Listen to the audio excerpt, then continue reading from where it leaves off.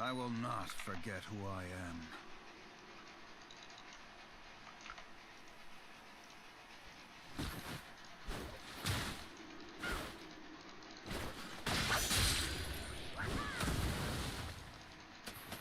I will follow this path until the end.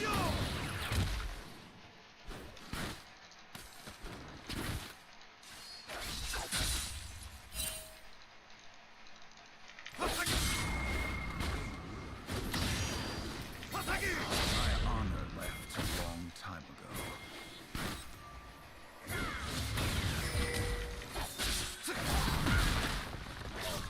Yeah, well.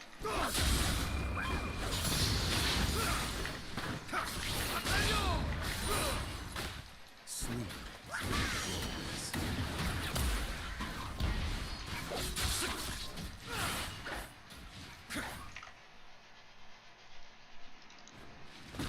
An ally has been slain. An enemy has been slain. I thought Asakana would not be able to change.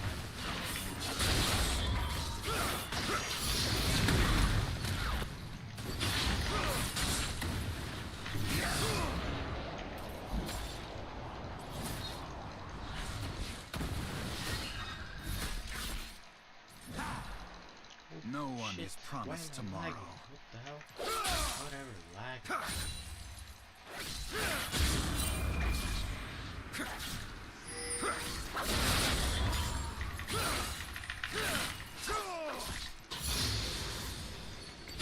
This story is Wait. not yet finished.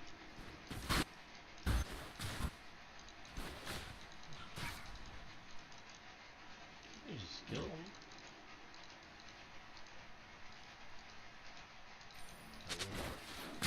Never could stay in one place.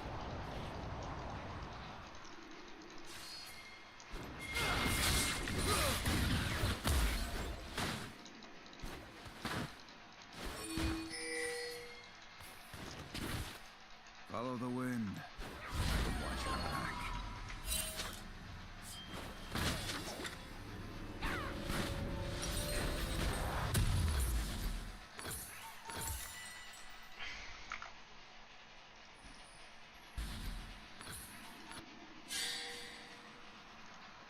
The wanderer isn't always lost. I'm glad we didn't push that at all.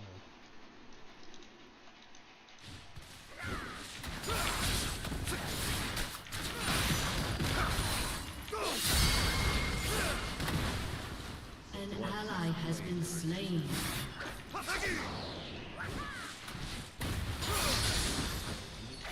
Worth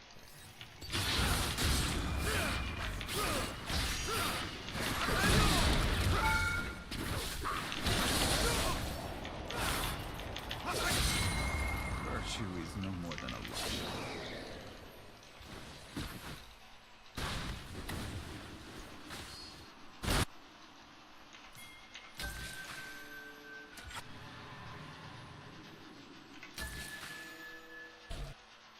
Is a leaf's only purpose to fall.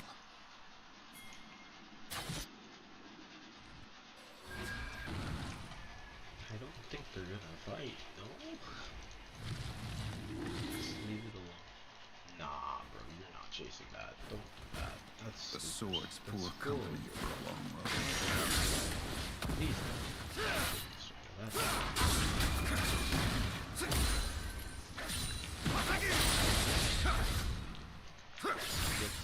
Get my back this fucking animal. Perish. One step at a An time. enemy has been slain.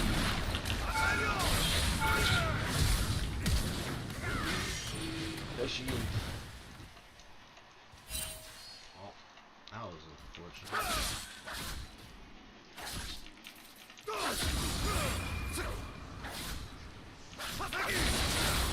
Just looking for a road home.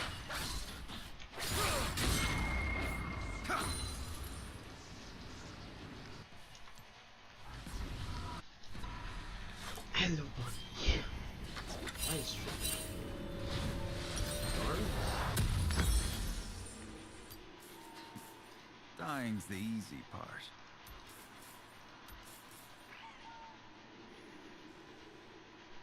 Shit.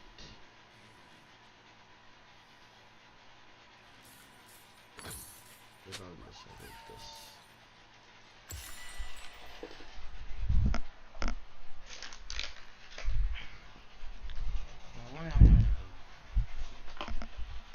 But shit. The road to ruin is shorter than you think.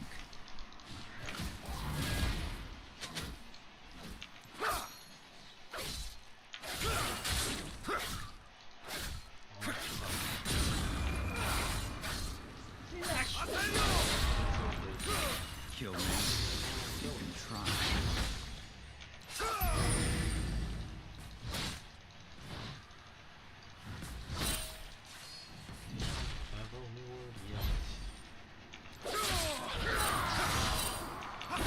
No more running. An enemy has been slain. An ally has been slain. An enemy has been slain. Sorry about that. So the You have slain still an died enemy. because there's it.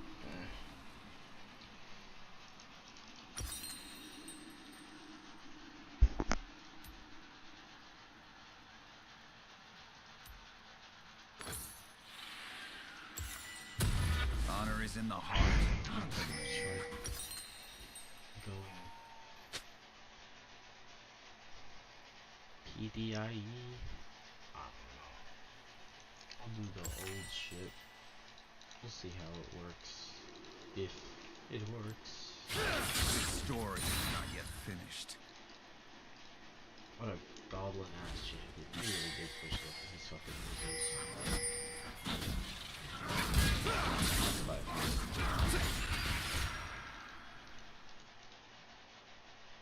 An ally has been slain. drag.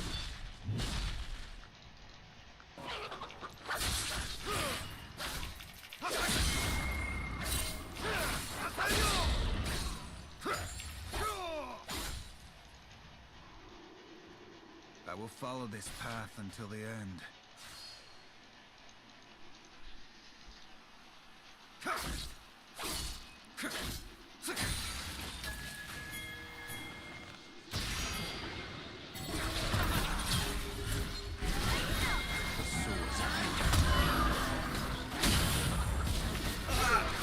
That was stupid.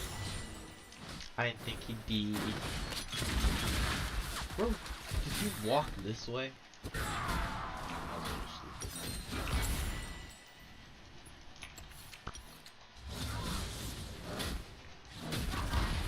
This fucking I tree thought Azakana were nothing but just the children's existence of tales. it is just How disgusting, wrong to be I honest. was.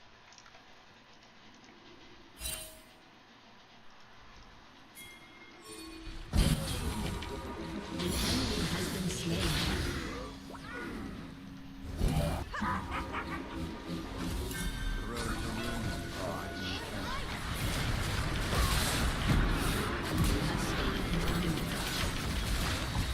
No. An ally has been slain. Enemy double kill. You have slain a kill. Shut down.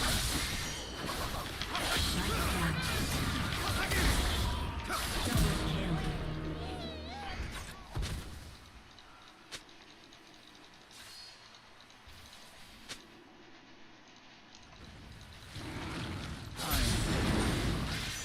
Take it. I definitely can't.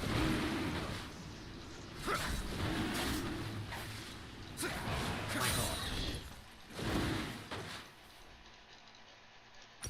A wanderer isn't always lost.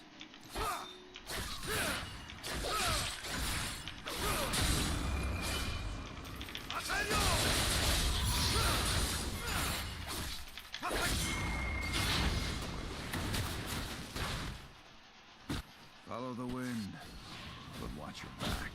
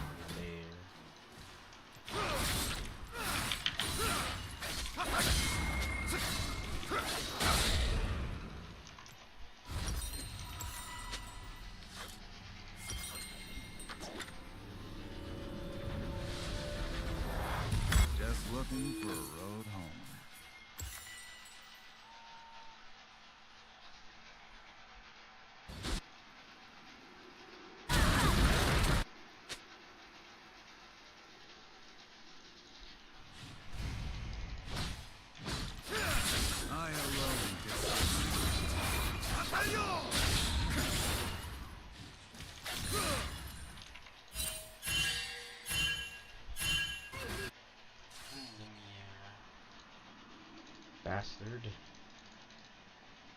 And Never could Diego. stay in one place.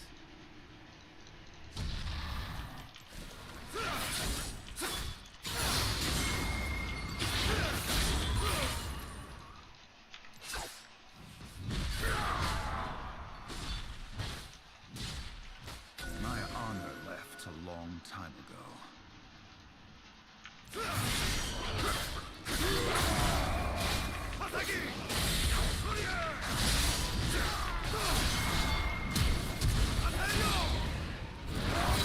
Has been slain.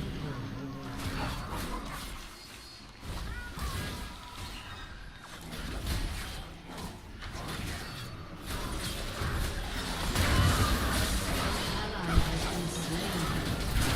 Oh my god. Double kill. I fucking killed that. I should have just left. I will find my love. I should have left. Turret plate will fall soon. Stupid. And now there's a fat Diego.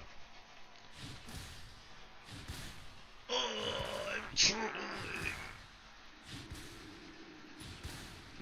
Put out of that. I thought he was gonna do that.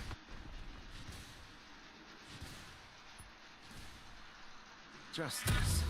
That's a pretty word.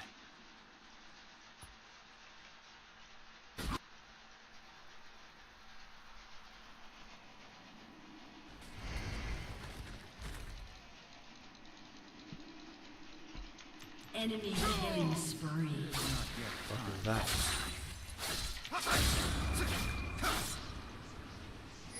Bloody rose. Oh, he's back top lane? Thank God. Fuck that guy. No one is promised tomorrow.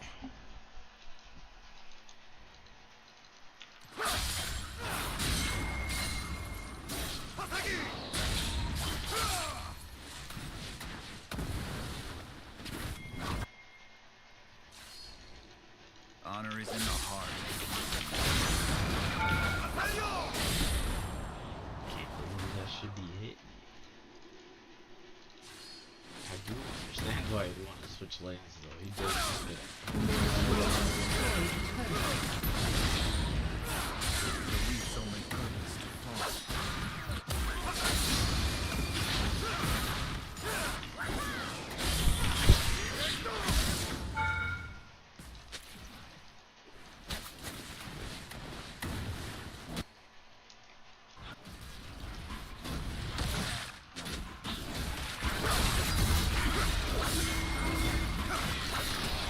One step ahead of the past.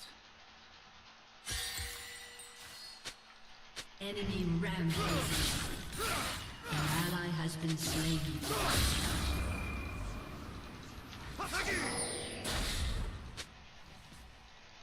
Follow the wind, but watch your back.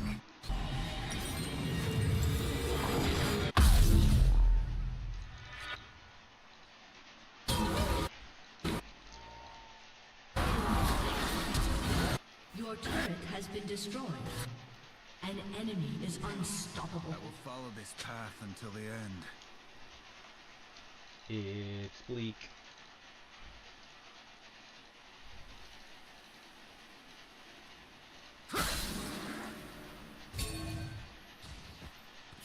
Okay, let's do this.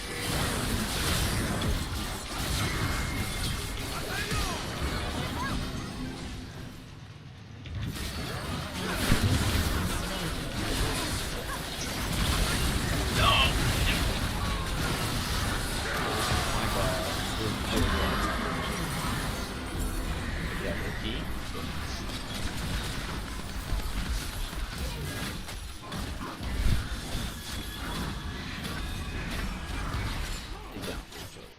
But it isn't Diego, which is kind of the worst.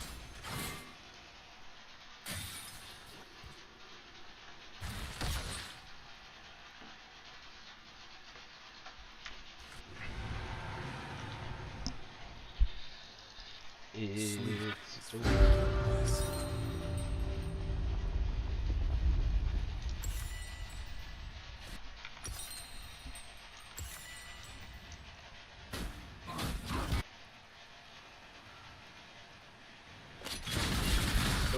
probably with the beach. My honor left a long time ago.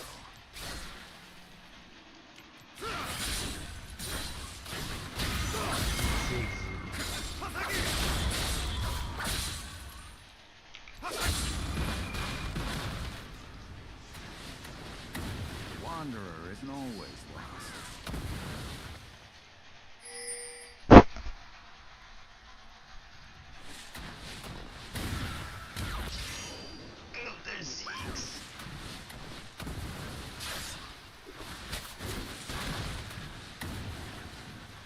Dying's the easy part.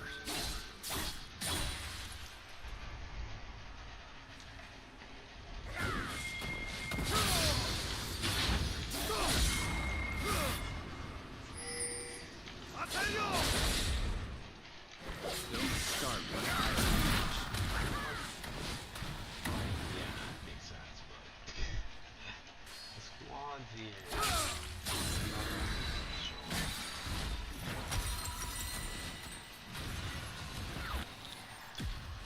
no one's promised tomorrow.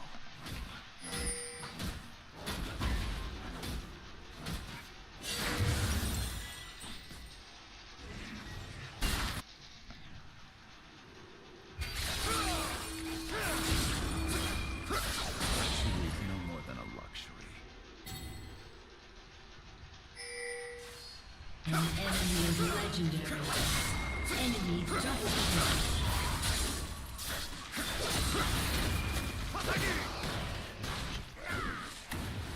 The sword will company for a long ride.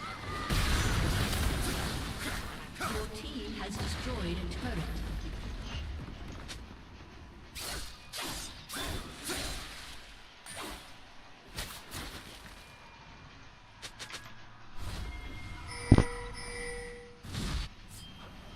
Your turret has been destroyed. This story is not yet finished.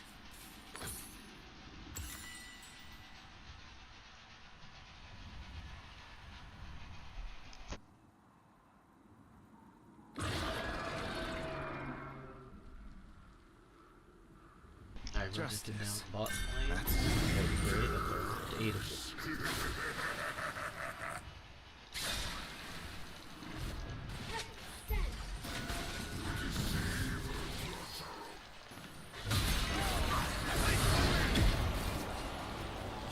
just looking for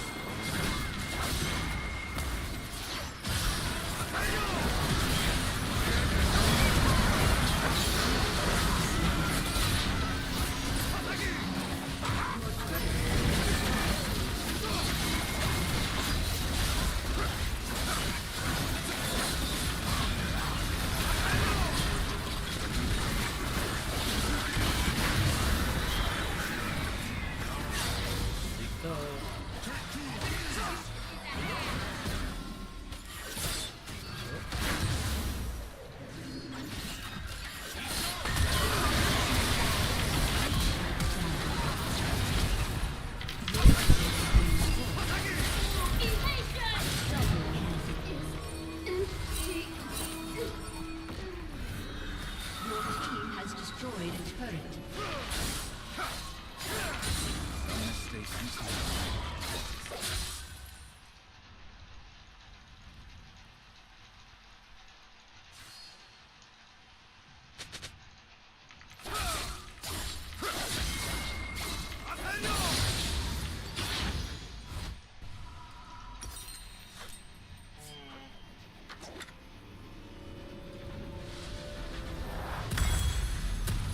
I will not forget who I am.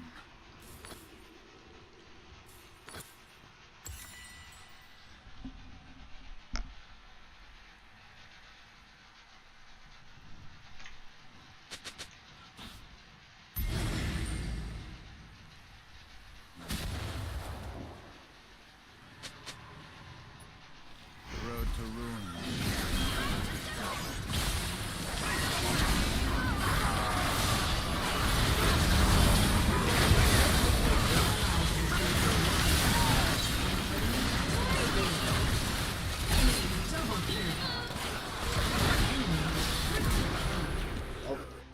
kill. Almost. Killing spree. That was perchance a little dumb. I don't know who it. That was a. It's blue. Your team has destroyed a turret.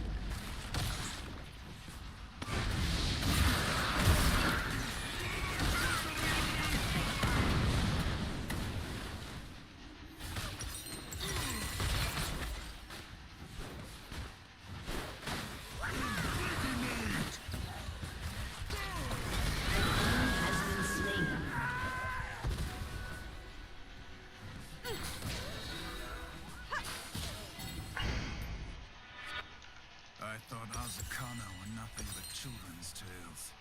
How wrong I was.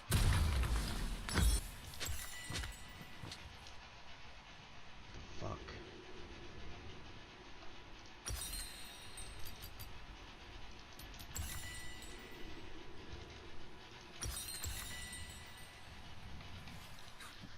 One step ahead of the past. Enemy rampage.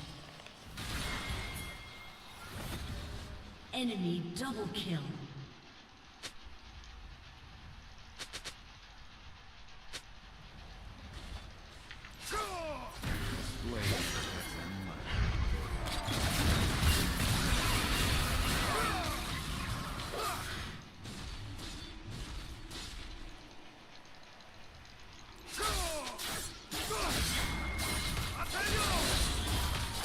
Some things never go.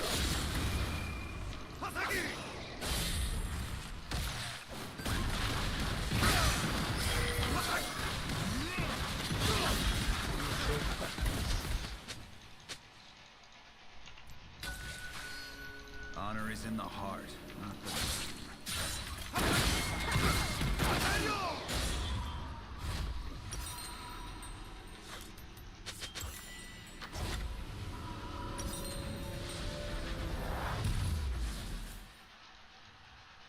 Never could stay in one place.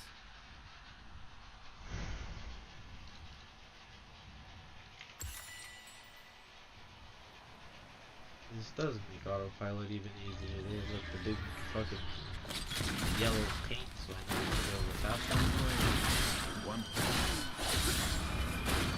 Alright, fuck. Bruh.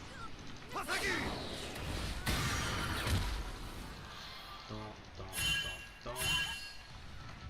Wait for Mundo. sleep is for the guiltless.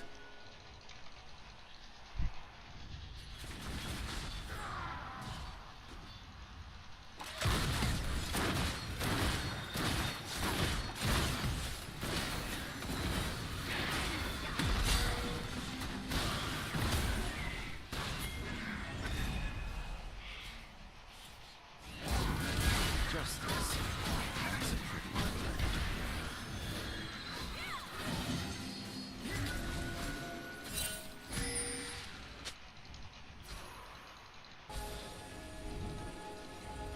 Haven't started it yet, that's for damn sure. The sword's poor company for a long road.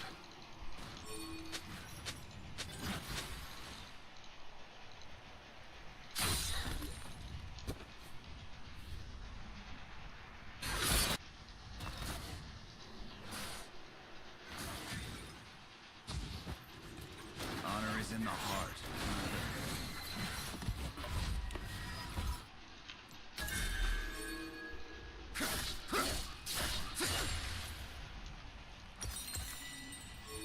An enemy is dominating. Oh, that's not good. I will follow this path until the Not end. great.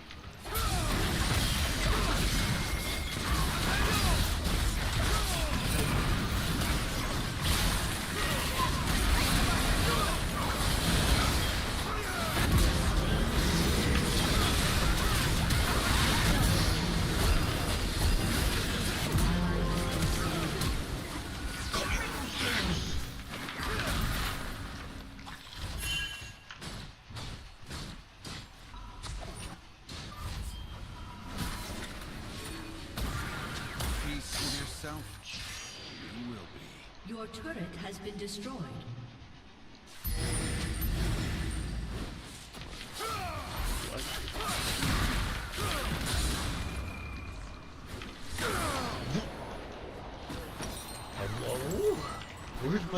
What?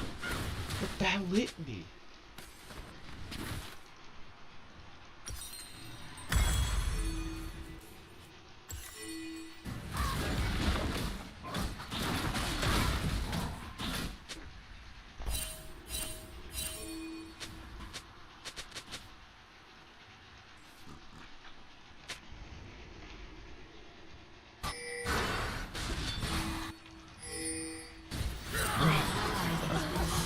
They just walked up and murdered the lady kid. He's dead too. Double kill. Well, GG. No one is promised tomorrow.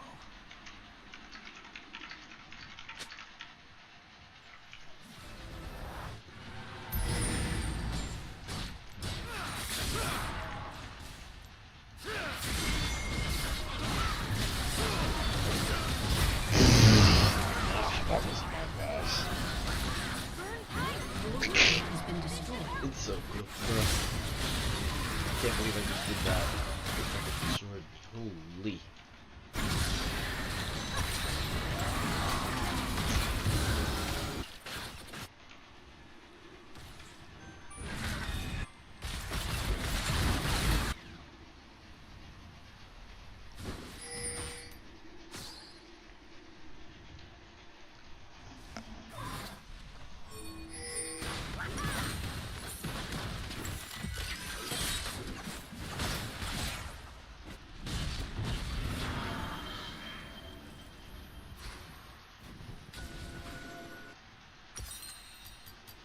Virtue is no more than a luxury.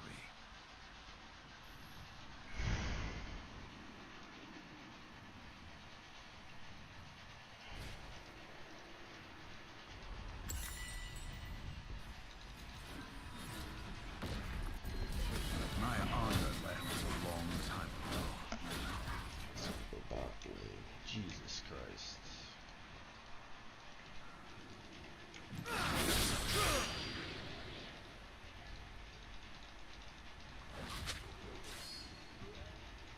The Wanderer isn't always lost.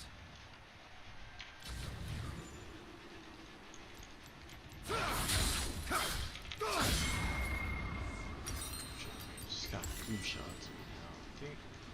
Yeah, everyone was AD. Just looking for a load home.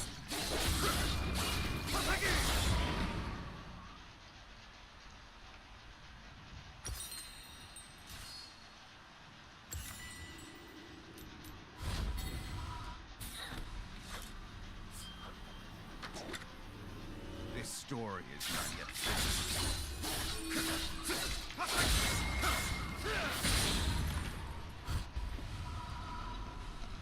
God, what a horrible character that is. Fucking shit. Enemy killing spree. The ruin is shorter than you think.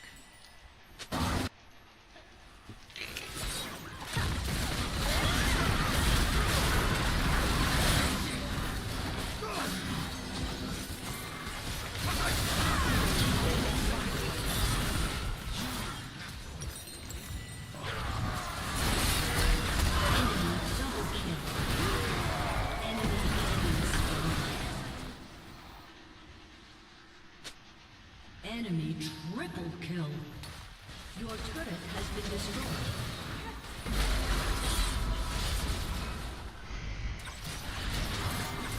Your inhibitor has been destroyed. Your turret has been destroyed. Your turret has been destroyed. Let's go.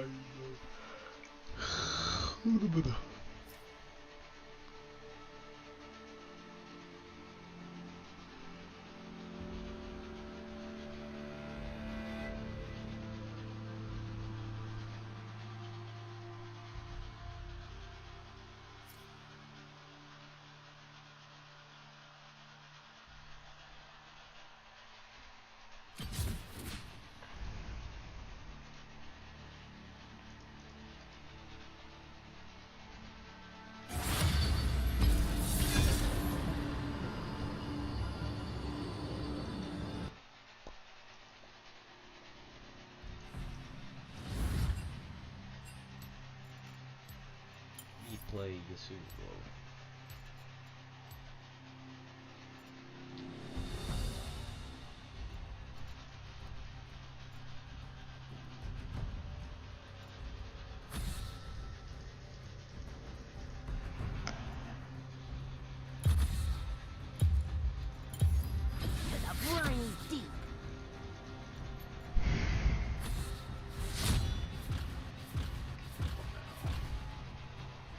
That's crazy.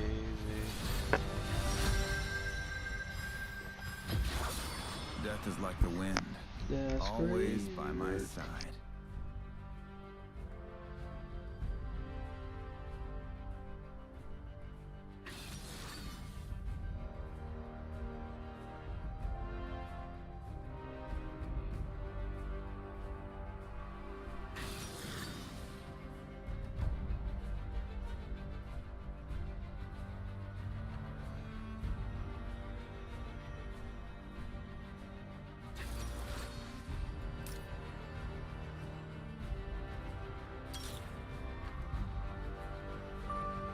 In Fear and Hunger, the first human to become a god, a true god, was a man called Olmir.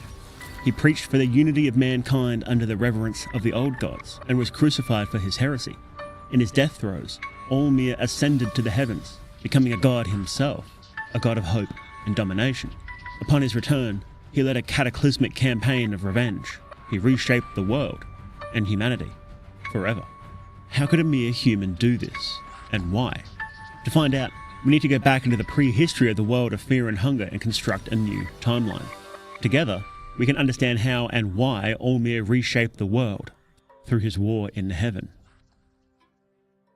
Sleep is pretty important, don't you agree? I always struggle with it, but you know what helps? Sleep masks. This isn't a funny ad thing, I've actually just used sleep masks for years, and no joke, the best one I've ever had was by today's sponsor, Manta Sleep.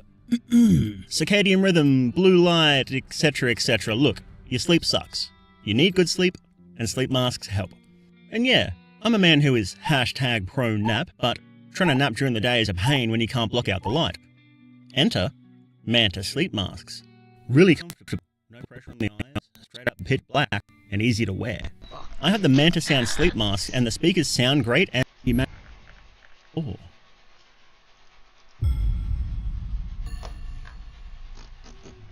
There are two major classifications of gods. There are the old gods, who are forces of nature that shape reality, such as destruction, creation, light, darkness, and so forth. After creating humanity, they left the earth a long time ago, and only their traces remain. Then there are the new gods, humans who have used a golden throne left by the old gods to become living legends, but whose power fades over time. Typically rising to god in groups, they are inevitably replaced by a new set of new gods in a number of centuries. These are the basics, and we will delve into these subjects as appropriate. Despite being forces of reality, the old gods did not create the world. Their arrival from space is carved into ancient stone tablets from about 3000 BC, found in a country called Abyssonia. If the old gods created humanity, then who saw their arrival? The truth is, the old gods were around much earlier than when this card was made. Before man walked the earth, they were the lizard men. In the museum, we find a stone carving whose description reads, "The slabs depict the 9 chromatic blights mentioned in the Book of Homer. The carving dates back approximately 20,000 BC. The blights mentioned here are the lizard men equivalent to the new gods. 22,000 years ago was the height of the last ice age, which is a tremendous amount of time in the past. How does that does that with that nearly 5,000 years ago, the human carvings said that the old gods arrived from space? Well, 5,000 years ago was when human civilization was born. Humanity were no longer one with nature, but set themselves apart.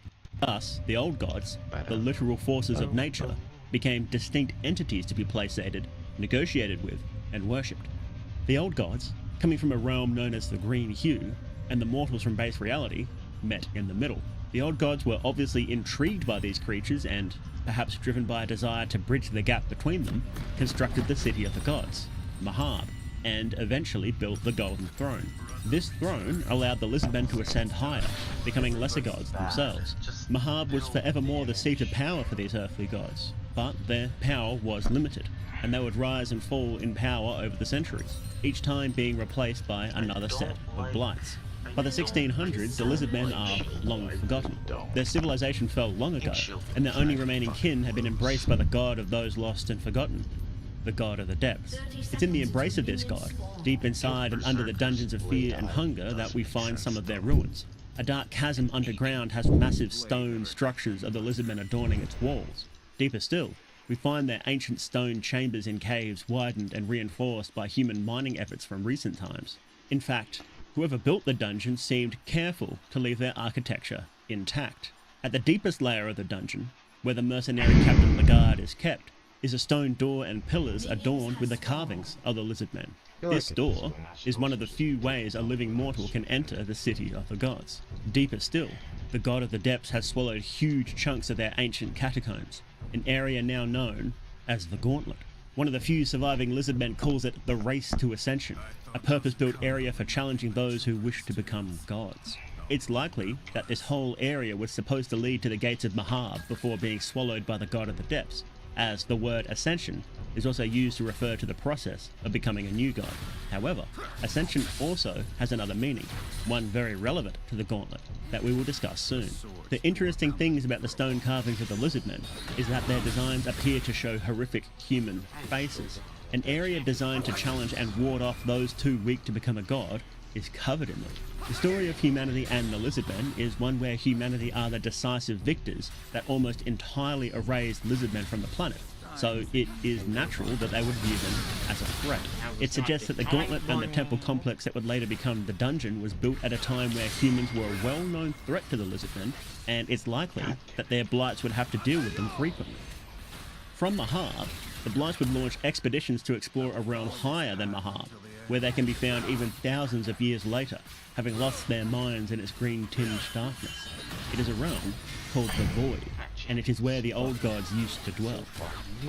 Old gods are the way the human mind tries to understand certain forces of nature and laws of reality.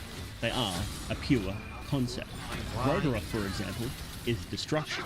Can you picture pure destruction? Of course not. The human mind cannot fathom it. But we can picture an entity that represents it, and that representation is Grogoroth. The remnants of Grogoroth, his traces, tell us that the old gods have long since left this world. What does it mean that a pure idea has left this world?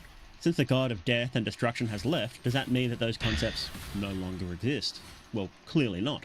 If you're familiar with the Platonic forms, then you'll probably understand where this is going. Every human shares certain ideas with each other, and there are certain ideas that exist in every human culture. Love, death, creation, destruction, light, dark, truth, lies, nature, and so forth. Could a human truly understand the core concept behind any of them? No, not really. What I think destruction is slightly different from what you think it is. However, the fact that every human has an idea of it suggests that there is a true form somewhere, and we are merely each seeing a different angle of it. At some point in the world of fear and hunger, the actual, pure idea of destruction, creation, and others were actually here. Life cannot be sustained in their presence, and they knew it, as we can see in the Void and the Gauntlet, which are almost entirely devoid of life. So, the old gods left, leaving behind their traces. The world still acts on those ideas, but only as glimpses of the whole. The god of nature, the most important god for this story perhaps, was called Nanush. The seed of its father, Grogoroth, the god of destruction, was fermented within the god of life, Sylvian, and Nanush and humanity lived in symbiosis. But humanity grew greedy, and a war was fought between them, leading to the death of Nanush. man renamed this dead god to Venushka, meaning the guilt of mankind. From this story, it's clear that Venushka is more than just a god of nature, but also a god of balance, order, life, and death. But being the god of nature carries a heavy weight by itself. The forces of the gods are the building blocks of the world, as in nature itself. This gives Venushka the position of being the avenue through which humanity interacted with those natural forces.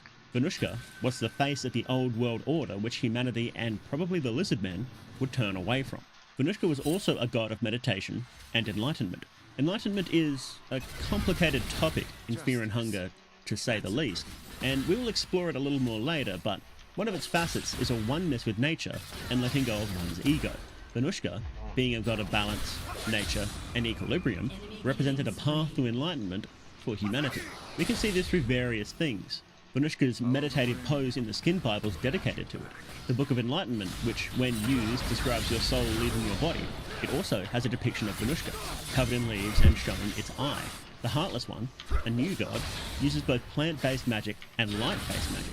This light magic outright uses runes from the Book of Enlightenment, and, interestingly, the Heartless One holds one of the swords made for the King of Mahab, called Red Virtue. Its pair is a sword called Blue Sin, so, presumably, the king held the balance of sin and virtue in his hands. We can see Venushka's path to enlightenment in a literal form, with an entity called the Maiden of the Depths. In ancient times, a woman was the bride to the god of the depths, and in order to be together, she was turned into a great tree whose roots reached deep under the earth to meet them. It's clearly a blessing of Venushka, whose magic causes trees to grow. The woman, now a magical tree, is a bridge between the realm of humans and the realm of the gods, and quite literally leading to the gates of Mahab in the dungeons of fear and hunger. It even acts in reverse.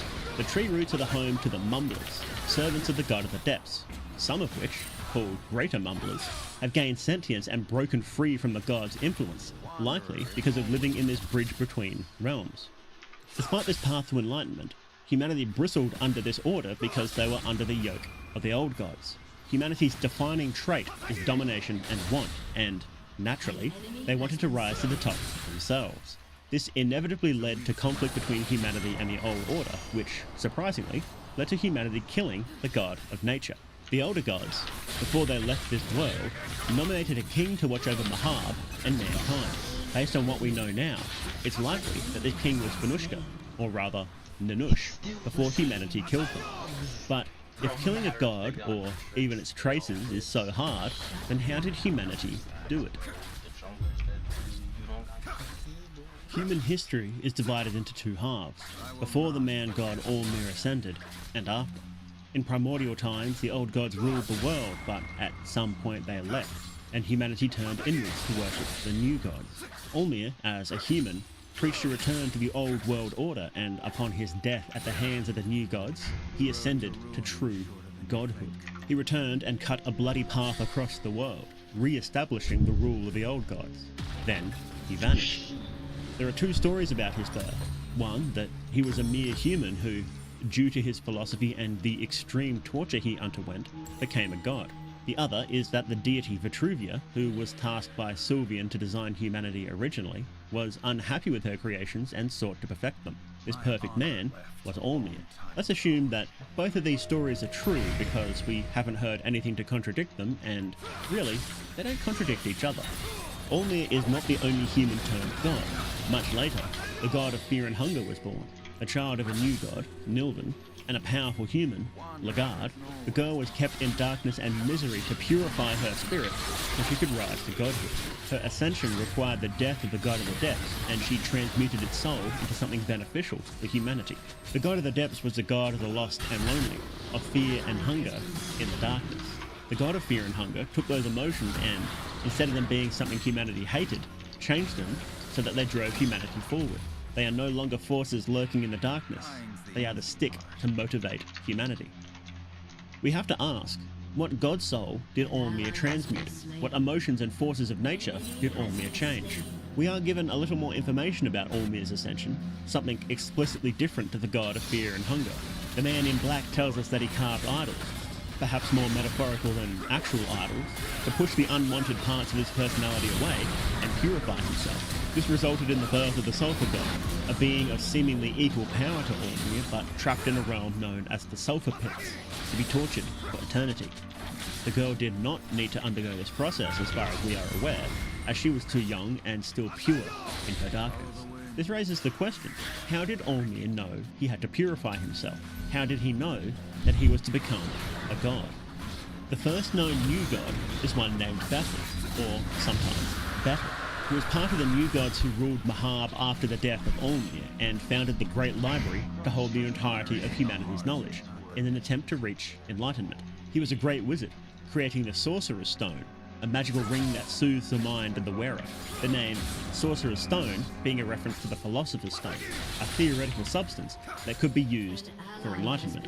Very little is known about him, so we have to work backwards from his death. Bethel was killed by Nashra, the next new god to take his place, in what the other new gods call a trick. What might this trick have been? Bethel is always shown in a seated, meditative position, calling to mind the pose of Venushka. It's clear from his ring, his library, and his soul type, which is of course the enlightened soul, that he was seeking enlightenment, and likely then following the teachings of Venushka. There are a number of spells associated with Venushka, one of the final tier being called Spontaneous Combustion, where the user becomes the flame itself. Fire magic is also associated with the god of destruction, who is commonly associated with enlightened souls, although we will explore this connection later. Nashra, of course, is also obsessed with fire magic. Bethel was seeking and failing to find enlightenment for centuries before the arrival of Nashra. Nashra, pretending to humble himself at the feet of this living god, tricked him into becoming the flame itself and burning himself to death, so Nashra could take his place as the new god of enlightenment. I'd just like to point out here, because it won't fit anywhere else, but the Temple of Torment in Mahab is all melted stone. This is where Nashra moved to when he got sick of his fellow new gods, so he probably melted it with his fire magic. That's a cool touch, right? This tale of Bethel and Nashra is interesting, isn't it? But it's just a curiosity from history. Although, did you spot the clue? Bethel, one of the first new gods after Allmere, is a follower of Venushka. That's the second new god who was, including the Heartless One.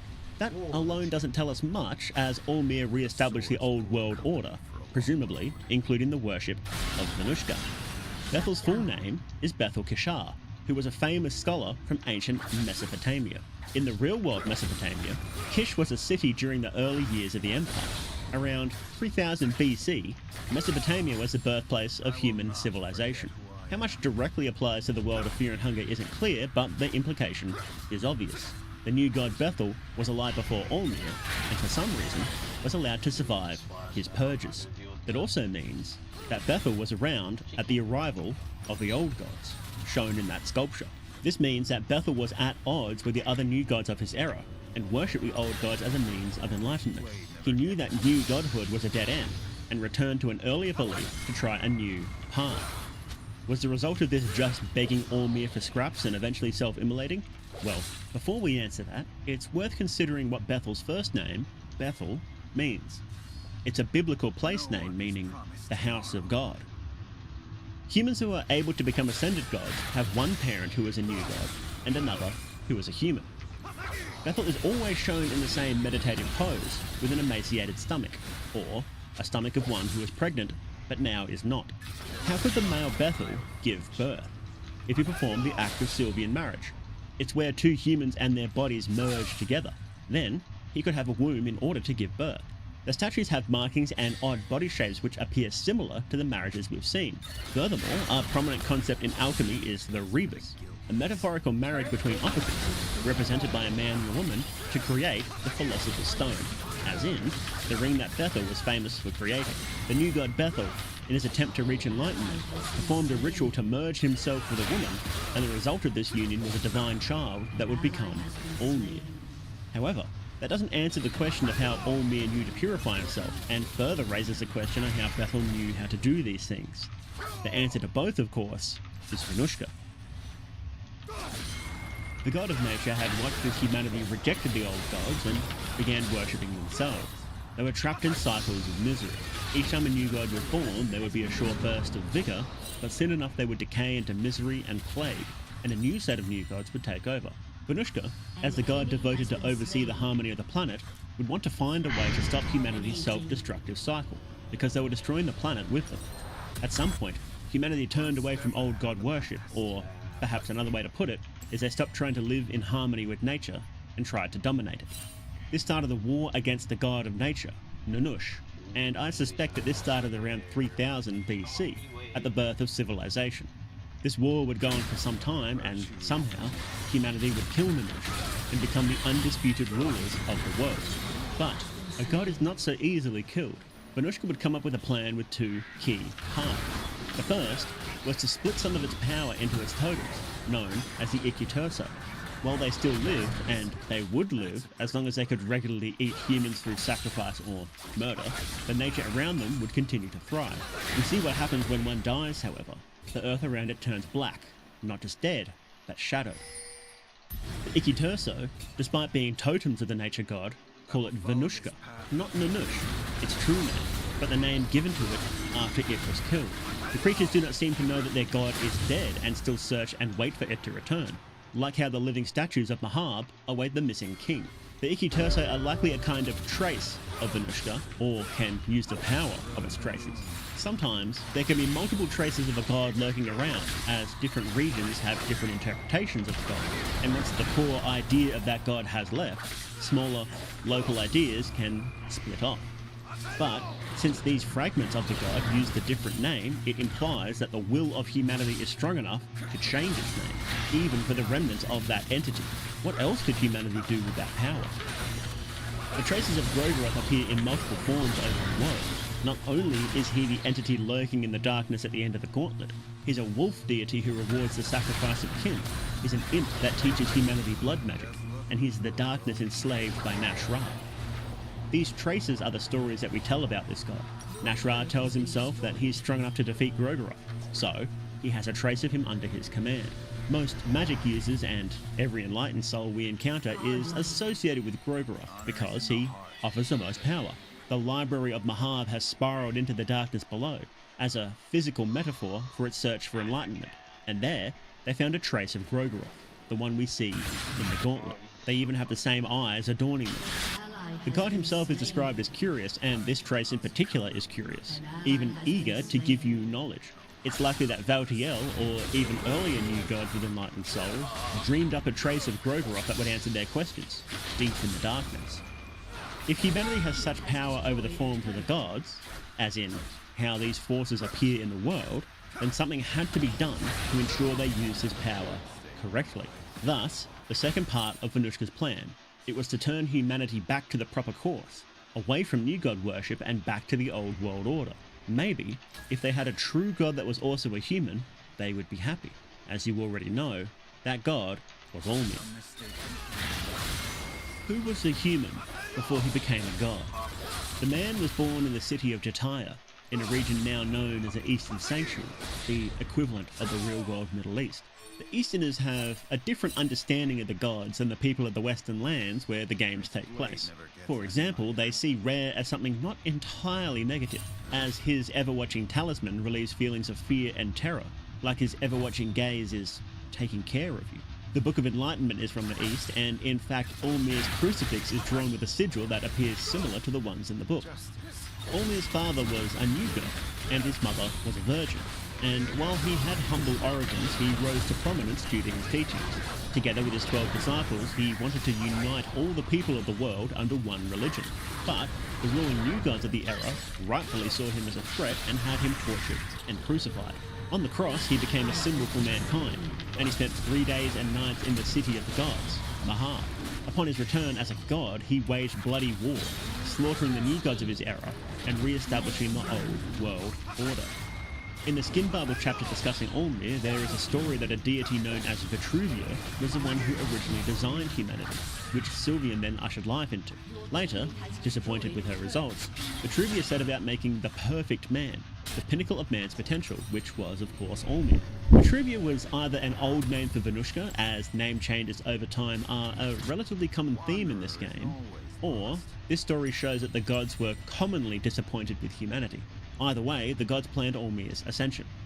The skin Bibles dedicated to the gods say that Venushka was killed, but also that an old god never truly dies. Venushka was said to have been a seed of Grogoroth that fermented for an eon. Likewise, Olmir has existed for eons as a seed of his father.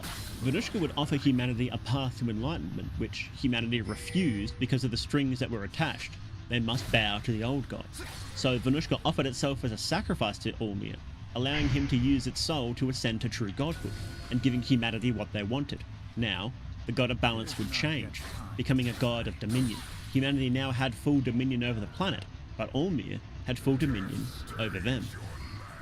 Olmir used Venushka, the sun god, the king of Mahab, to ascend to become a god for all of humanity. But how exactly did Olmir become a god? As we covered before, to become an ascended god, a person needs to be the child of a new god and a human, and to use the soul of a dead old god to ascend to godhood. They take the pure idea of the old god they mantled and change it to become more human-oriented. It's likely that extreme physical and mental pain is required to become an ascended god, as well as a certain kind of purity. When one is tortured and tormented enough and is close to death, one can enter a dazed, almost asleep state. We're shown this with Enki in the dream sequence. He's trying to sacrifice himself and he sees a vision from Nulvan, a god who resides in dreams. This unconscious state brought Enki's soul closer to the realm of the gods. The same likely happened to Olmir as he was crucified for days, which bridged the gap between the human realm and Mahab. Mahab is also obliquely referred to as an afterlife, and there appears to be spirits roaming its streets, so there's a chance Olmir did actually die as a human before he returned. While exploring the dungeon, we find Mahab and the four ruling new gods of the era, called the Fellowship. The method of ascension is one that all the Fellowship grapple with in their own way in their attempt to transcend its limits. Ron Chambara focuses on the torment, torturing himself and others for centuries. Francois focuses on the purity, trying to purify gold and himself, and create an alchemist stone in an attempt to find the true city of gold. Valtiel, the enlightened one, thinks that more knowledge and reaching enlightenment will help him ascend. Nulvan, the endless god, turns her attention to making a pure human, one that has only felt pure feelings of fear and hunger and nothing else, before being thrown into the maw of the dead god of the depths. She was the only one who was correct in over 1,000 years, but her version of the process was more than just copying Olmir. It was a refined version. How did she know that? In some diaries found in the dungeon, there is a reference to a character we never meet, Selene, the head priestess, who was so important she can order around even the captain. She ordered that Lagarde be brought to the lower levels of the dungeon, right next to the secret entrance of Mahab. Lagarde, of course, was the father of the girl who would become an ascended god. The name Selene is a name for the ancient Greek goddess of the moon. The old god Rare is the god of the moon, and knowledgeable about the process of ascension, as he makes his minions guard against it. Rare also watches over the tomb of Olmir, and the tiles of the tomb bear his visage. The priestess Selene is very likely the new god, Nulvan. Nulvan resides in the realm of dreams, naturally associated with the night and the moon. Her position as a currently ruling new god would give her authority over, well, basically everybody, but especially the Dark Priests, who are probably aware that an ascended god is due to be born in the dungeons. Nulvan also resides in a tower, very similar to the moon tower used for Rare worship in Pre-Hebel. How exactly Nulvan, out of all the gods, knew the secrets of ascension has been a puzzle for some time. Knowing this about Selene, however, it's very likely then that Nulvan hatched a plan to get close to the moon god and learn how to make a second human god. It stands to reason that an old god like Rare would know the secrets to ascension. Even his focus on preventing humans from doing it makes sense. If it requires the death of an old god, then it's simple self-preservation. But Rare and his minions can't directly interfere with the process and can only try to manipulate people into their desired outcome. We'll discuss that a little later. When Olmir was born, was there much difference between Olmir's bloody domination compared to the cold reaping of Venushka? The dominating soul tells us clearly what a god of domination is about. What is true domination? There is no domination if there are no weak. That is the law of nature. You wanted to dominate the oppressive and hopeless darkness. Domination is a law of nature, one that Olmir took and applied to the world, making humans the one doing the dominating. He binds all of humanity together under one ideology, that of the old god worship, but elevates them to be above nature. It's a little bit of a contradiction, as the old gods are nature. Venushka allowed this contradiction as humanity was still under the power of the actual old gods. In fact, all of Olmir's power came from them. The idea that Olmir represents is the same idea as it was before, it's just that humanity's relation to that idea has changed. But what happened first? Did humanity's belief in the idea change, or did Olmir ascend first? Here's where the real magic happens. It's the same. An idea can be forced into the minds of humanity by ascension. The sun god is now a human, and humanity are the dominant force on the planet. The god of dark places is now human, and no longer are they a source of terror, but now they're sources of curiosity. When a human ascends to godhood, they take on the powers of the god they used, albeit realigned. However, some of these powers are cast aside. After the god of fear and hunger was born, its focus shifted from insects to humanity, mammals, and birds. There are fragments of insect magic still around, which are still related to the old god of the depths. So, when Olmir ascended, what did he take, and what did he cast aside? His magic grants powers of weaponizing the blood with blood weapons, using it to travel great distances with blood portal, and rituals of protection through self-sacrifice. He brings humanity together with pain and blood. His iconography shows that he is also a kind of refined sun god associated with the light. The sun in Mahab fades with his life force, and he's drawn as a sun god by humans with the phrase, "Let there be light." All of these things, or at least similar things, were under the domain of Venushka before it died. Now, Venushka is only plant and fire magic, the things that Olmir did not want to take. After Olmir returned from Mahab, he waged a bloody war. He slaughtered the corrupt kings of his era, the ruling new gods, and established the old world order. Like we discussed earlier, this was part of Venushka's plan to restore humanity's faith in the old gods, and prevent them from focusing inwards. Olmir would then go on to rebuild Mahab as he pleased, making it closer to his home city of Jataya, as pointed out by Kahara, the rogue. One new god was spared this wrath, however, Bethel. In Olmir's new Mahab, a grand library was built to store the knowledge of the old gods, an attempt to reach true enlightenment. But was Olmir's ascension not enough? Apparently not, because even Olmir would vanish not long afterwards. At some point, Olmir died.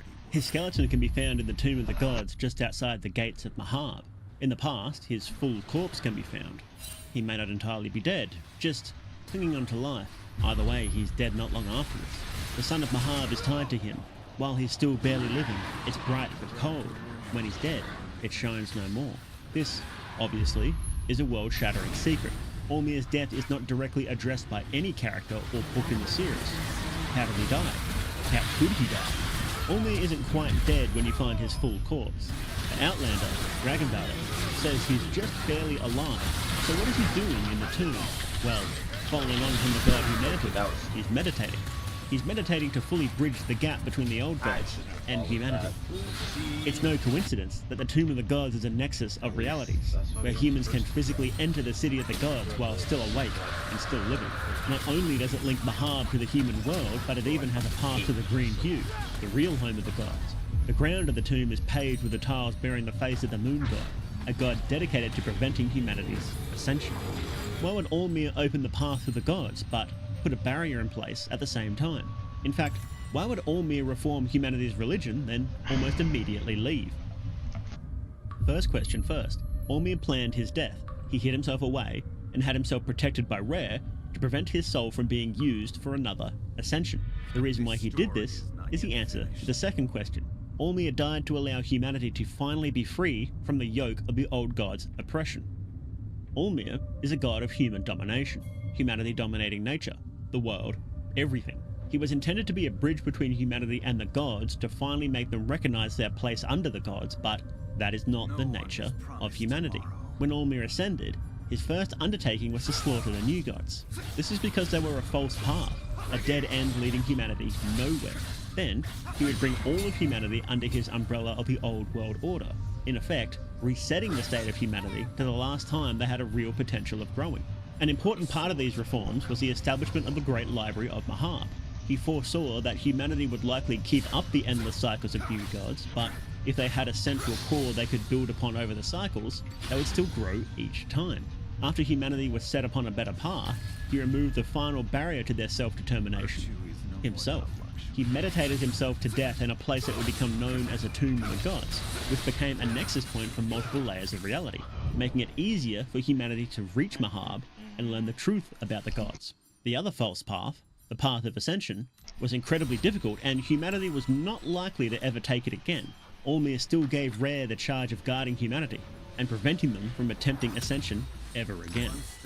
After Allmir had vanished and the only remaining old god was bound to inaction, there was chaos. Humanity needed now to shape the world on their own. If the old gods shaped the world, and the old gods are pure ideas, then humanity needed their own pure idea to shape their own world. Allmir and the new gods, while being human-oriented concepts, still relied on the power of the old gods. They were not new ideas, human ideas. They were the old ideas slightly changed. What humanity needed was a purely human concept, one not born from the green hue, but born from the mind of every human.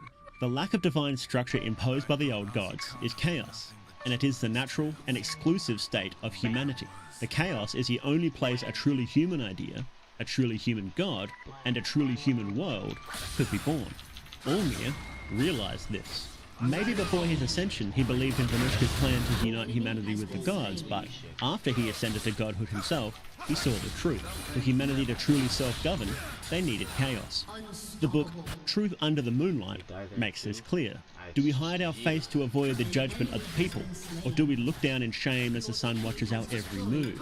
A sun that knows our deepest longings and lustful thoughts. Only in the darkness of the night does a true and vile nature of men get revealed, who share our decrepit bodies only to the select few under the moonlight. The sun in this book means the old order imposed by Allmir and Venushka, the sun gods. The vile nature of men is their natural state of chaos. The moon reveals this under its gaze, meaning that Rare breaks any attempts at creating a new order by bringing out the chaos of man. This is shown most obviously by his festival, but it's the general charge of Rare. However, Le'garde and the new gods outsmarted the moon god and used the chaos of his gaze to bring about the birth of a god during Termina and elevate humanity. This idea of chaos elevating humanity comes up time and time again. Nashra, the new god, realized this and tries to use chaos to fight the old gods head-on. Obviously, this has mixed results. Chaos is the natural state of humanity without divine structure. Humanity were left without answers and felt forsaken by their old masters and again turned to the new gods. The cult of Sulphur, worshippers of the dark shadow off-cast from Allmir that languishes in the sulphur pits, see chaos as a path for humanity to grow and further their power. And they're right. Humanity grows stronger in the chaos, albeit with a terrible cost. The problem with chaos, of course, as elucidated by Pocket Cat, is that it can ragdoll you in any direction. It can be an amazing tool for growth, but by its very nature is unstable and can lead to undesirable outcomes. There is a trap that many have fallen into. A total rejection of the old gods does not mean one should simply worship humans. It's highlighted by one of the effigies of Allmir that represents some of the failures of human divinity, the fellation of mankind, representing humanity falling to self-worship. This trap leads to the dead end of the new gods, or worse, ascended gods. Osar's ending B is a reflection of this. Instead of reaching for greater heights, he rests on his laurels and forms a cult to worship himself. He did this after throwing away Nashra, who probably would have warned him off this course. Osar's response is perhaps more honest. He had seen a mere sliver of the power of the old gods and decided that was enough. As the enlightened one Valtiel once said, you can't grow without admitting your mistakes. Le'garde, who once tried to become an ascended god like Allmir, also realized this. He used chaos to fuel the birth of his new machine god by using a concept in the mind of every human, a concept not found in nature, logic. How it turns out, well, we'll have to wait and see. But it is a truly human god, and it will make a truly human world. The chaos of the world after Allmir has undeniably led to much human growth, but also human suffering on an unprecedented level. Is it worth it to allow humanity to achieve self-determination? Well, the chaos is happening anyway, so you might as well push for a better future. Now, because we had to jump around ideas a little bit during the previous sections, I'd like to present a revised timeline of events. In prehistory, the dominant species on the planet are lizardmen. The old gods create the throne of Mahab to allow lizardmen to become new gods, called blights by humans, suggesting a less than harmonious relationship between the races. The blights rule the world around 20,000 BC, during the last ice age. It's possible that this ice age severely injured their society and allowed for humanity to spread. Sylvian works with a mysterious deity known as Vitruvia to create humanity. Humanity proliferates and are generally feared by the Lizardmen. The Lizardmen build the Gauntlet, either to protect the gates of Mahab as a ritual challenge for the new gods, or in an attempt to make an ascended god. Around the year 3000, humanity starts building civilizations in Mesopotamia and Africa. This starts the long war against Nanush. The new god Bethel is born around this time, perhaps as a first attempt by Nanush to bring back humanity under the old gods. Nanush, the king of Mahab, tried to teach a kind of ascendance through accepting one's place in nature. This would eventually result in the Eastern mystics writing the Book of Enlightenment, and the Yellow Mage's general belief that the gods are closer to forces of nature. Nanush, realizing that the age of humanity was nigh and they would not accept its teachings, devises a plan to make a new ascended god, to bring them into the fold and under the yoke of the old gods. Bethel enacts Nanush's plan to bring about the birth of Olmir. The human Olmir tries to convert humanity to worship the old gods, and the new gods execute him. His spirit travels to Mahab, and there he meets with Nanush and ascends. This event leads to the victory of humanity against nature. Nanush is renamed to Venushka to represent the guilt of mankind. When Venushka died, its traces were taken into its totems, creatures known as Ikiturso, to ensure nature did not truly die for a while longer. Olmir leads a conquest against the new gods of his era, killing all of them except for Bethel and Heartless. Olmir conquers Mahab and is now the king of Mahab. Olmir retires to the tombs to meditate and eventually die, and creates a nexus between the planes to allow humanity to enter Mahab much more easily. Rare is the last remaining old god, and is charged with preventing humanity's ascension, and forbidden from directly imposing any rules on humanity. Humanity is left under the charge of itself, with every old god who enforced a real structure either having left or been killed. By my side. Bethel, as one of the few surviving new gods, is tricked into self-immolation by Nash-Ra. The new gods take over and soon begin the process of reverting worship back to themselves. Nash-Ra's reign was one of terror and violence, and the Fellowship later quickly set about restoring some peace and order, but with themselves as the central gods. During the time of the Fellowship, like the period preceding Olmir's birth, worship of the old gods is suppressed. Dark priests, the primary servants of the old gods, are frowned upon and suppressed in society. Olmir seems to be an exception, with most people in Rondon serving him, and the Dark Priests even being allowed to perform human sacrifices for him in the center of the city. Nulvan, intentionally or unintentionally, mimics Bethel's actions and gets close to an old god to learn the secrets of ascendancy. She becomes a priestess of Rare, the moon god. Through this, she learns the secrets of this ancient ritual and enacts them herself, resulting in the birth of the girl, who becomes the god of fear and hunger. Lagard appears. He continues Olmir's work in letting humanity truly govern themselves, albeit while making some mistakes along the way, as much of the knowledge is lost or obscured. He first thinks that he could use the throne of Mahab to do so, then by aiding the influence of the god of fear and hunger, but finally sets about making a god that is truly a unique concept born from humanity, Logic, the machine god. Lagard is unable to personally join with this god to complete it, as if prevented from doing so by fate. Lagard may be a form of the traces of Olmir, or perhaps a living story like Pocket Cat, and if so, then this is intentional according to Olmir's plans, because then Lagard will be born of the old god's powers. In the wake of the machine god, humanity finally have a true god for themselves, born from their own ideals. What will happen now remains to be seen. Nasus power. Oh, no. In the upcoming patch, there's likely to be some information that shakes up or even completely discredits this theory. Maybe even every theory. We've seen scraps of lore about an ancient war between two species of sentient sword. Maybe this is related to Olmir's conquest. Maybe it happened even before the Lizardmen appeared on Earth. Maybe we won't find out at all. It wouldn't be the first lore thread we couldn't pull. It's been a little while since we've had a good crazy lore video, right? What did we have here? Venushka was the sun god that Olmir used to ascend. Bethel was Olmir's father. Bethel was a student of Venushka. Nulvan learned the secrets of ascension from Rare. The Lizardmen may have built the gauntlet to make their own ascended god, and, my personal favourite, Nash-Ra tricked Bethel into self-immolating. What do you think? Did any of these theories have merit? Do you think that Nanush was the sun god, or are you still on the Grogroth is a sun god theory? Well, since Venushka inherited his power from Grogroth, then every argument for the blood god can be an argument for the nature god too. Anyway, let me know what you think. Thank you again to Manta Sleep for sponsoring today's video, and make sure to click that link and use code MYTHONICS. The Allmere art used in today's video was made by my friend Royce. Make sure to check him out at the link in the description. Thank you That's messed up. very much for watching. If you enjoyed the video, then please consider subscribing for more, or even becoming a patron. It's the best way to support content like this. You can get access to scripts, teasers, videos a week before the general public, and, of course, your name in the credits. Thank you especially to everybody who has already signed up. Their names are on screen now. You've been watching Mythonics, hosted by More They Do, and remember, you're never alone in the dark.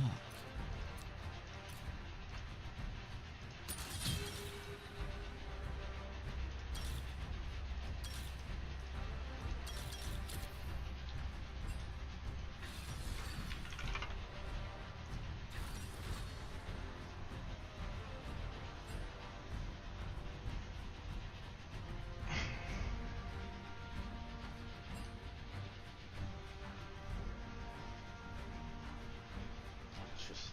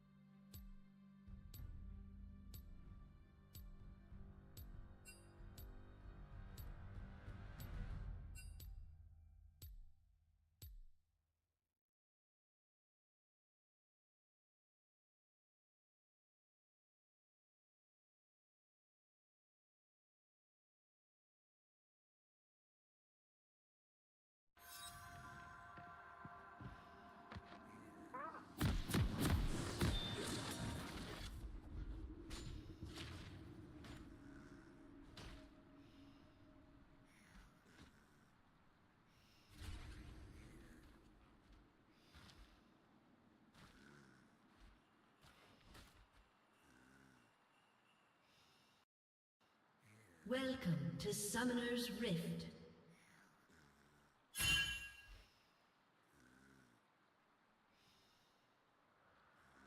"30 seconds until minions spawn.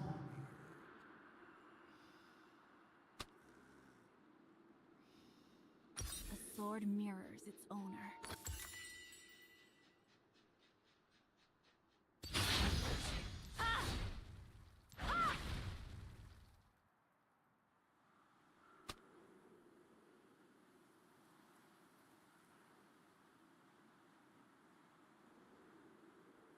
Minions have spawned.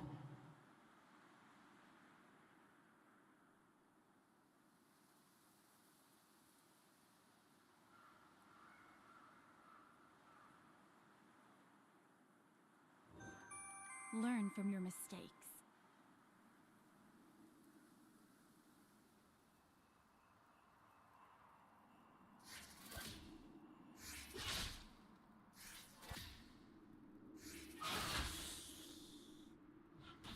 My spirit is not lost.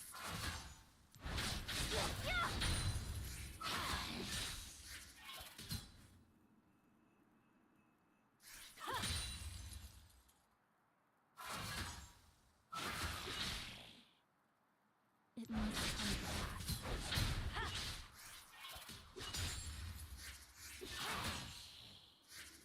What is that gonna hit?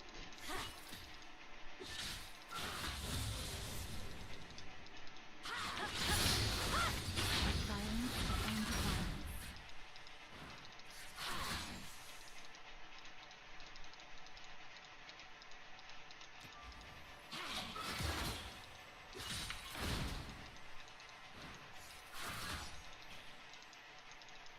So long I've wandered.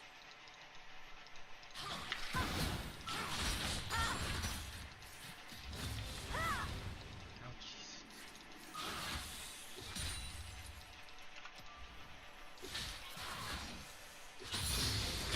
What conflict awaits?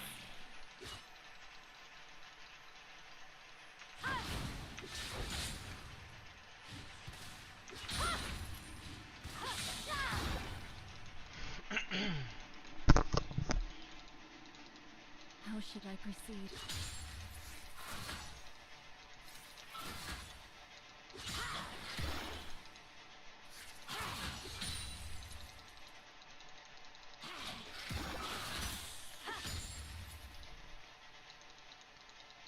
hands are stained.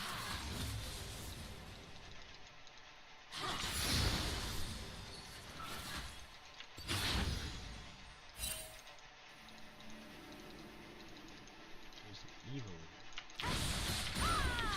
We've crossed the line.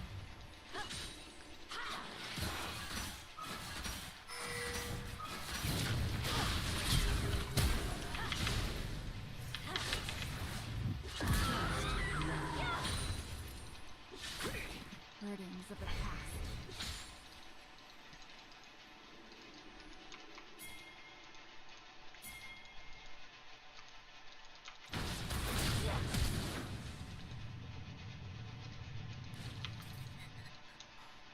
Choose your own path.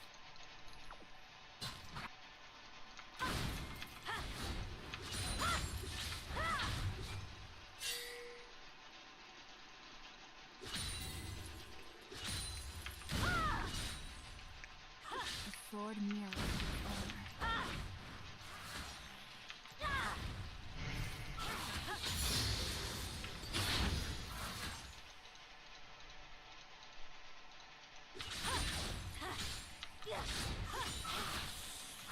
Unnecessary stress.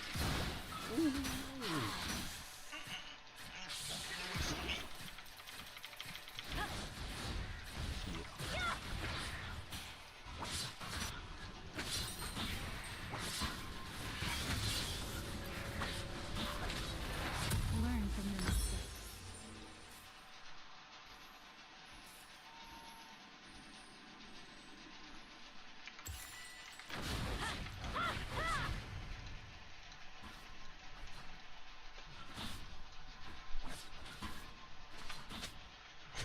So long I've wandered. Beep-doop. Recalibrating. Where evil.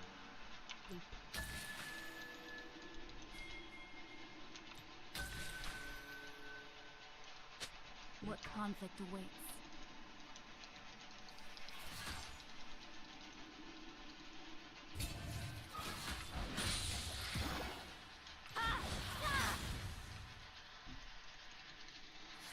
An enemy has been slain. My spirit is not lost.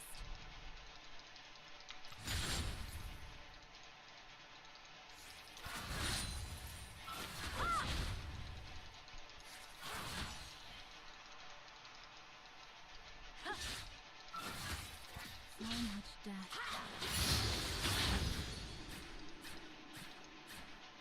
I'd like to see Detroit, bro.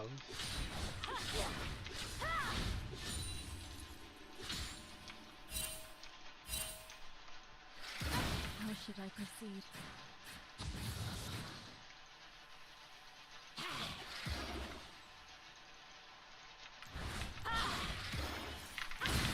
There is no other way.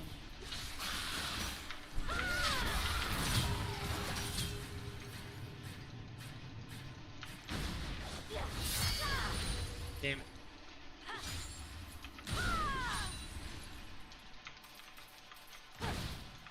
My hands are stained.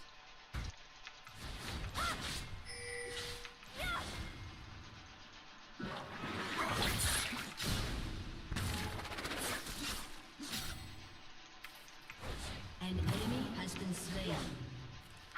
Choose your own path.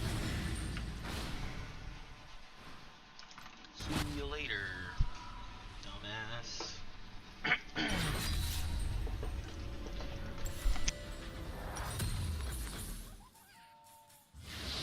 Burdens of the past.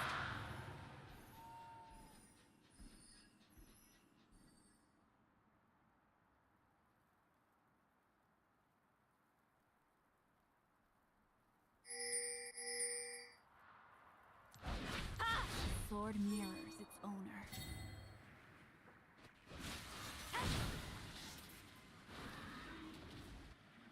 You have slain an enemy.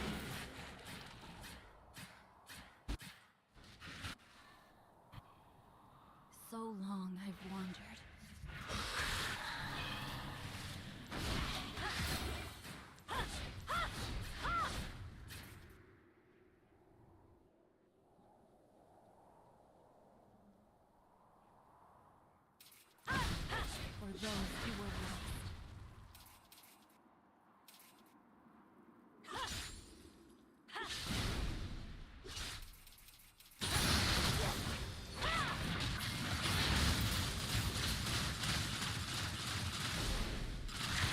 learn from your mistakes.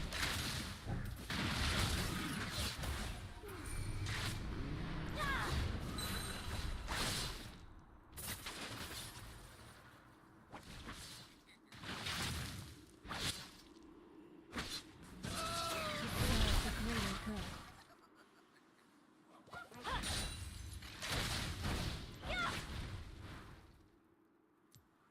Low key though?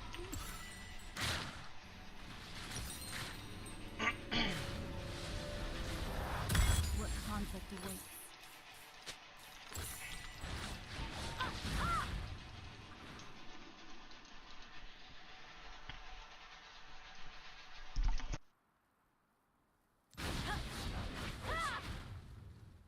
How should I proceed? The time for talk is over.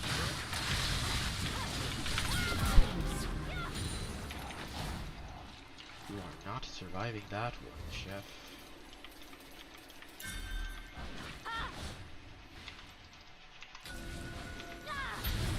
Spirit is not lost.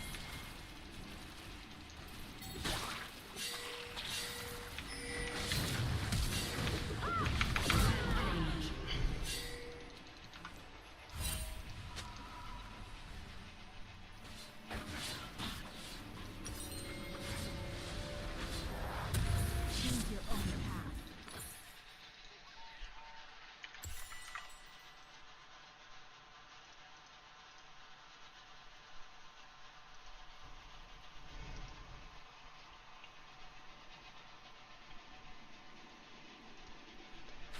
Burdens of the past.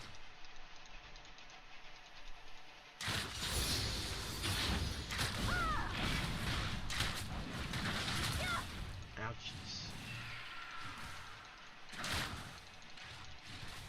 Shut down. September 6th, 2014 was a landmark day in speedrunning history. Just past midnight, speedrunner Zallard1 played the first ever perfect Mike Tyson fight. Tyson, of course, is at the very end of Punch-Out. He's one of the hardest and most iconic final bosses ever. Fittingly, his world record is considered the most prestigious in all of Punch-Out. So, what was this perfect Tyson fight?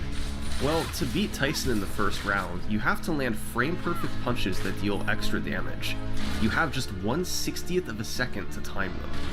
And you have to do that over and over and over. The more you hit, the faster your time, up to a maximum of 22 frame-perfect punches. For many years, the world's best players maxed out at about 20. Matt Turk, Sinister1, as good as these guys were, they always faltered somewhere. But on this day, Zallard finally did it. He went 22 for 22 and didn't miss a single punch. This was a perfect Tyson fight. It was the first time it had ever been performed in the game's 27-year history, and the result was a time of 2 minutes and 10 seconds. The general consensus was that this record was unbeatable. Matt Turk himself thought it would likely never be improved. After all, how could you improve over perfection? Well, that, my friends, is a very good question. Yes! Yes! Yes! Yes! Yes! Yes! Yes! Yes! Yes! Yes! Yes! Yes! Right, dude! Woo! We did it! Yes! Yes, I did it! I did it! I did it! I did it! I did it!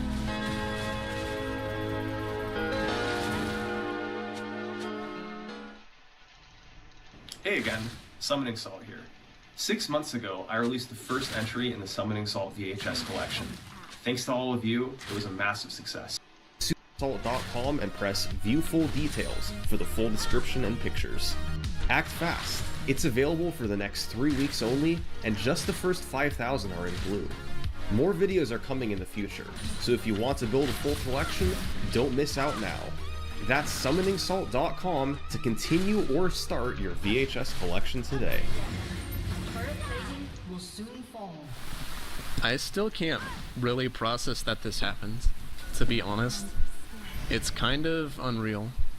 Alright, let's talk about Mike Tyson.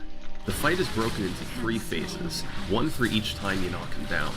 In phase 1, Tyson throws uppercuts, and after each one you can hit him twice. If you delay the second punch to the last 60th of a second possible, it deals 5 times normal damage. A frame late and he blocks. A frame early and you barely deal any damage. It has to land on this one magic frame. For a perfect phase 1, you have to do this 9 times in a row. Building the muscle memory to hit 9 frame perfect inputs is an incredible process, but it's mandatory if you want to get a perfect Tyson. Phase 2 is more of the same, but shorter. Tyson throws more uppercuts, and this time landing 5 frame perfects is enough to send him down. Finally, we arrive in phase 3. The clock is now ticked past 1:30, so Tyson switches to hooks. You can punch him twice after each hook, but if you instead just throw 1 punch on the last frame possible, it too deals extra damage. If you land 8 consecutive frame perfect hooks, that's enough to drop Tyson for the 3rd and final time. 9 plus 5 plus 8. That's 22 frame perfect punches. There's no wonder it took nearly 3 decades for this to be done the first time. But now that Zallard had done it, how could this be beaten? Well, the answer lies in 3 little letters. RNG. This fight is incredibly random. Tyson can randomly delay after nearly every punch he throws. Even with the same execution, your fight can vary by huge amounts of time just based on how often Tyson delays. In Zallard's 210, his first knockdown was at 56 and his second knockdown was at 132. These were both good, but with better RNG they could have been faster. The fastest first knockdown recorded on video was a 55, and the fastest second knockdown was a 129. Matt Turk reportedly once got a 54 and 128 in an unrecorded fight. The difference was, Zallard got a perfect phase 3 off his 132, while Matt Turk did not off his 128.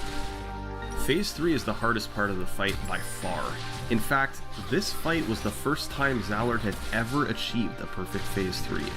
And to beat his 210, you'd have to get a faster second knockdown time by being luckier, then duplicate his perfect execution in phase 3. It was just staggeringly unlikely. So that's why most considered it unbeatable. And the perfect Tyson fight was the holy grail of Punch-Out records. I don't know if I want to do any more attempts or anything. Tyson's pretty dead, I think. Over the following several months, Punch-Out players occasionally fought Tyson, but more for practice than serious attempts to break the record. The top 3 players were Zallard 1, Sinister 1, and Weejui. Of the 3, Sinister and Zallard were veterans, while Weejui was a relative newcomer who wasn't quite on their level yet. For instance, Sinister and Zallard's best second knockdown on Tyson was a 129, while Weejui had only managed a 131. But although Weejui was behind them overall, there was one specific thing he was better at: the frame-perfect hooks. While Sinister and Zallard had only gotten a couple perfect phase 3s across years of playing, Weejui had matched that over just a few months. His consistency was more like 1 to 2%. It wasn't much, but it gave him hope that maybe something could happen. And then on July 12th, 2015, Weejui tied his fastest ever second knockdown.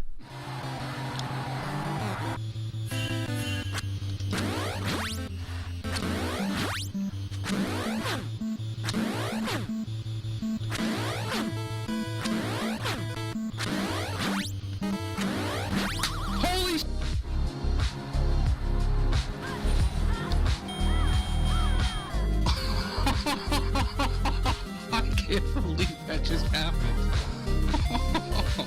Oh, Jesus Christ. Oh, I have tears. A 208 out of nowhere. This was the most unexpected record in Punch-Out history. A relative newcomer had beaten Zallard's perfect Tyson.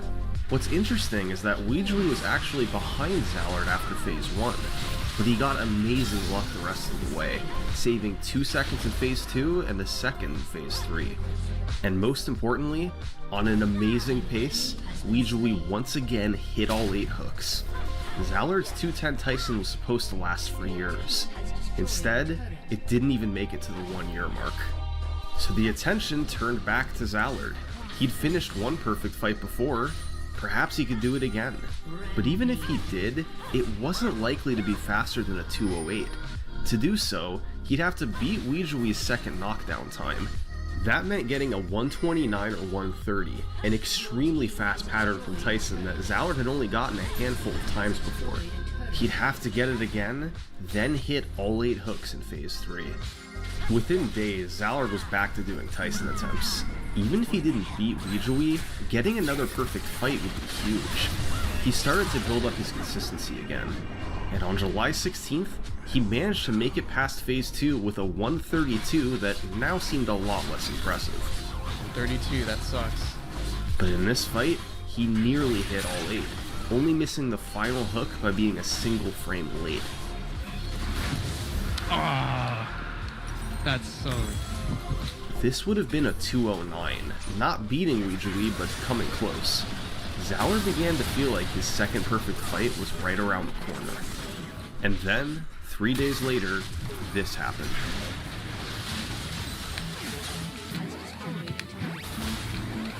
Get...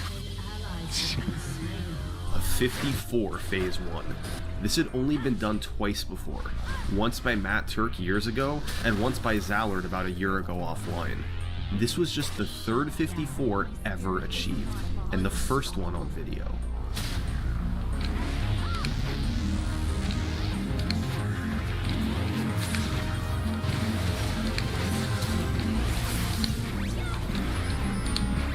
Oh, son. This was quickly getting out of hand.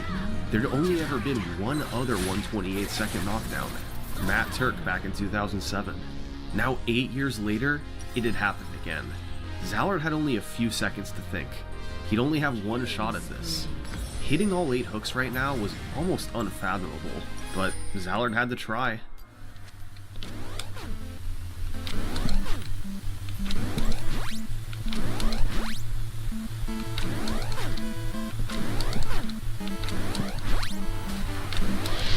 Get...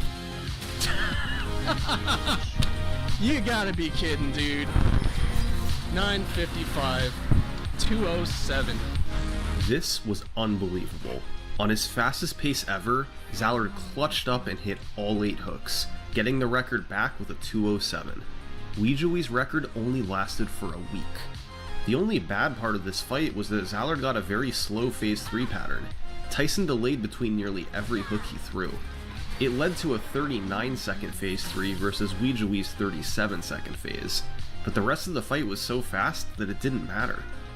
I really can't overstate this. A 128 had never been seen on video before, and not only did Zallard stay calm, but he kept it together enough to play flawlessly for the rest of the fight. I'm still in awe 10 years later.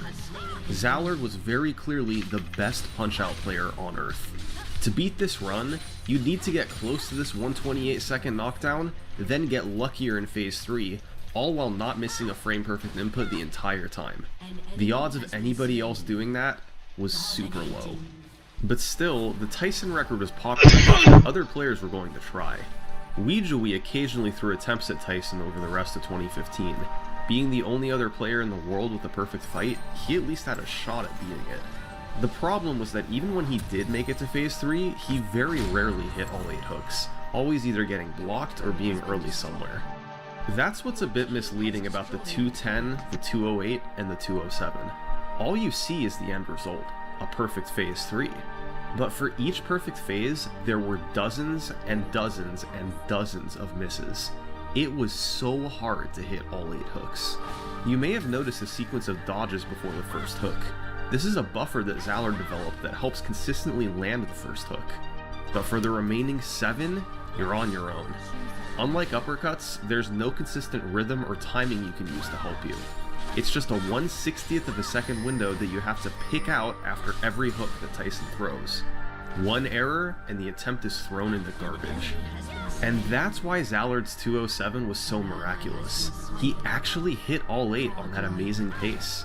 Even though other players did Tyson attempts through the second half of 2015, they hit all 8 infrequently enough that they stood little chance of beating 207. The best hope to take the record under 207 was Zallard himself. He started messing with Tyson again in 2016, and when he did, he had a breakthrough. Almost exactly a year to the day after his 207, Zallard posted the following to Twitter. Mike Tyson had an accident.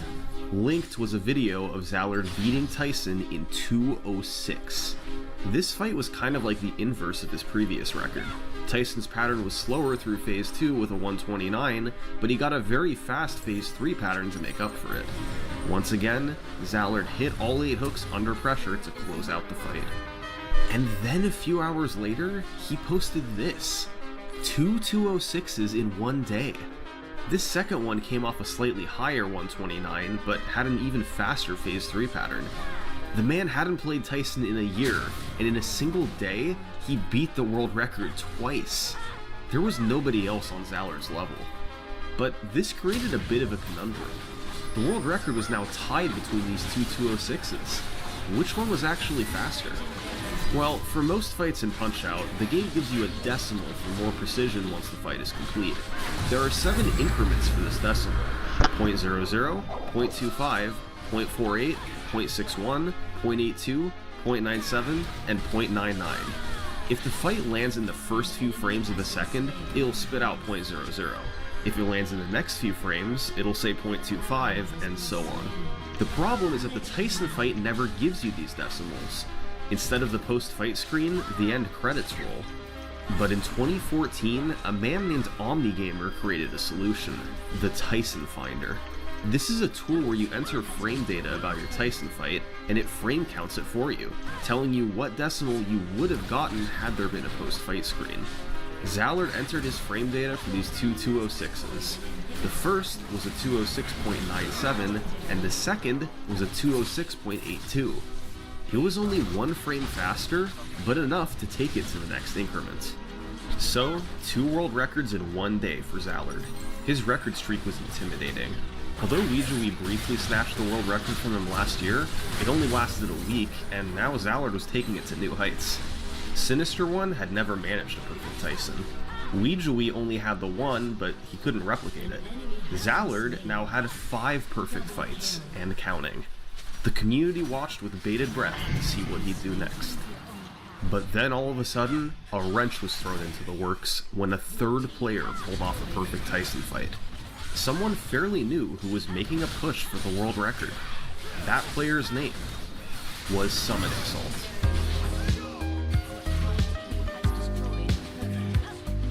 Back in 2016, I was an inexperienced Punch-Out speedrunner, still learning the ropes, but improving quickly. Eventually, I realized I had to focus on Tyson if I wanted to reach the next level, so I did. After months of practice, on May 7th, 2016, I achieved my first ever perfect Tyson fight. And here's the video.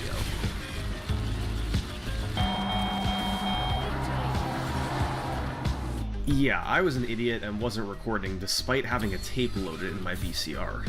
I scrambled to press record the instant Tyson hit the mat, and only got a little max celebration. Luckily, I redeemed myself a few days later by getting a 210 Tyson, this time fully captured in all its glory. And then, a few weeks later, I got another. And then another a few days after that. And then another later that same day. It became apparent that, for whatever reason, I had a knack for landing the frame-perfect hooks. By this point, Zallard had upped his perfect Phase 3 consistency to about 10%, but mine was closer to 15 or 20%. I was able to finish off a lot of fights that made it past Phase 2. However, Zallard still had one massive advantage over me. His dodging was far and away better than mine. The tighter you cut each dodge on Tyson's uppercuts, the sooner you can start to counter him. In other words, ideally the instant after Tyson throws his uppercut, you want Little Mac to be back to center so he can punch. Here's a comparison of the same pattern with both tight and loose dodging. The difference between dodges may only be a few frames, but across an entire phase, the time can really add up. By the end of the phase, the difference might total multiple seconds, which is obviously a game changer if you're going for a world record. Tight dodging is risky, as if you're too early, you get knocked down. Zallard was better at it than me. A pattern where I'd get a 55, he'd get a 54. Part of the difference was that Zallard had mastered double quick dodging. He'd preemptively dodge just in case Tyson did the short delay, and then did a second dodge to account for his long delay. This took reaction time out of the equation, letting Zallard focus on cutting his dodges as tightly as possible. So even though I was able to get as many or more perfect fights than Zallard, his were faster on average. After a handful of perfect fights, I managed to get a 207, but Zallard of course had a pair of 206s. As things stood, I didn't have a great chance of beating him. Yet I wasn't discouraged, because even though he was ahead, I had my eyes set on the ultimate prize, the time that I knew would be the end of the road for Mike Tyson, if it was ever achieved. My goal was to be the first person to set the unbeatable Tyson record, 205. If you get a second knockdown of 128, like Zallard did a year earlier, then get an extremely fast phase 3 pattern, you can get a final time of 205. What if you knock him down at 127? Well, here's what happens. To begin phase 3, Tyson stands still for a couple seconds preparing to throw an uppercut. Then the timer hits 130, his pattern switches, and he throws hooks. He can't start before 130, so knocking him down before 128 just means he stands still longer. As long as your second knockdown is by 128, you're going as fast as you can go. So there were 3 components to getting a 205. First, get a very fast uppercut pattern to get a 128 or earlier. Second, get an extremely fast phase 3 pattern, which is about 1 in 8 likely to occur. Third, hit all 22 frame perfects through the entire fight without missing. A 205 was effectively a perfect fight. There was no going under it. Zallard and I both knew this would be the ultimate Tyson record. We each had our strengths and weaknesses. He was a little faster than me, but I was a little more consistent. Over the summer of 2016, we both ramped up our Tyson attempts in an effort to get the 205, and we began getting perfect fights like they were nothing.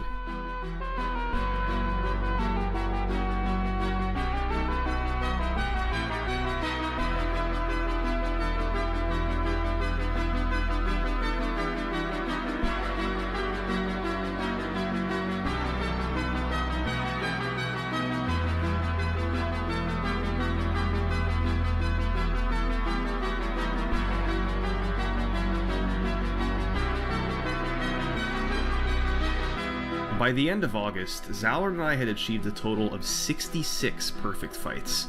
None of them had beaten his 206.82. We didn't realize how lucky he was at the time to get that fight. I was frustrated. For all these perfect fights I'd gotten, what good was it if I couldn't beat Zallard? And then came September 2nd.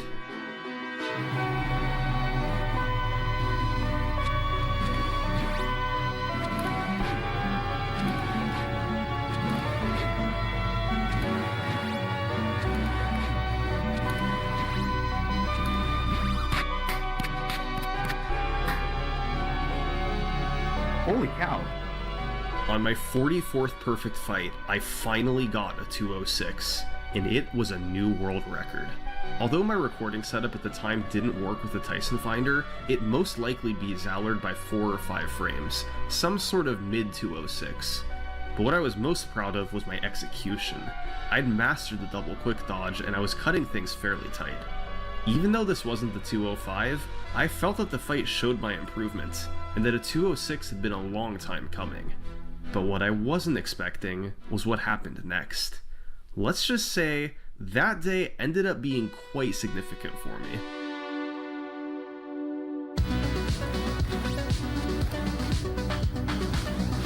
Oh, whoa, what? What?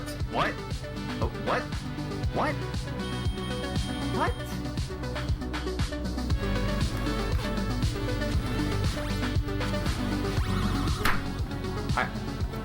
I have no words. I do not have words. I don't have words.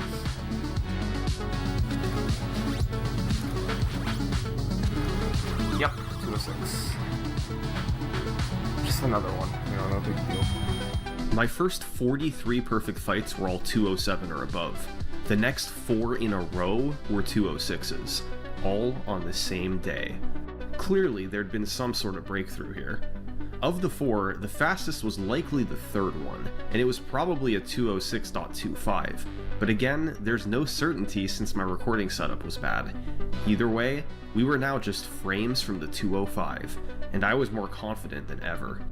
I continued getting perfect fights over the next couple weeks, including a couple 206.00s. The big difference was my dodging. I'd finally caught up to Zallard here, and was shaving time off that previously was impossible for me. Chances at the 205 were increasingly common. It all culminated on October 1st, when I got a first knockdown of 54 and a second knockdown of 128. In Phase 3, he gave a very fast pattern, I hit all the hooks, and it was over. Finally, a 205, the fastest Tyson fight possible. It took 64 perfect fights from me, plus a few dozen from Zallard, to achieve this time. A couple years earlier, the first ever perfect fight was considered an unbeatable record. But through faster dodging, better luck, and increased consistency with the frame perfects, we'd shaved another 5 seconds off. And now, no matter what we did, we couldn't lower it another second. But okay, technically, it could still be beaten by a tiny bit.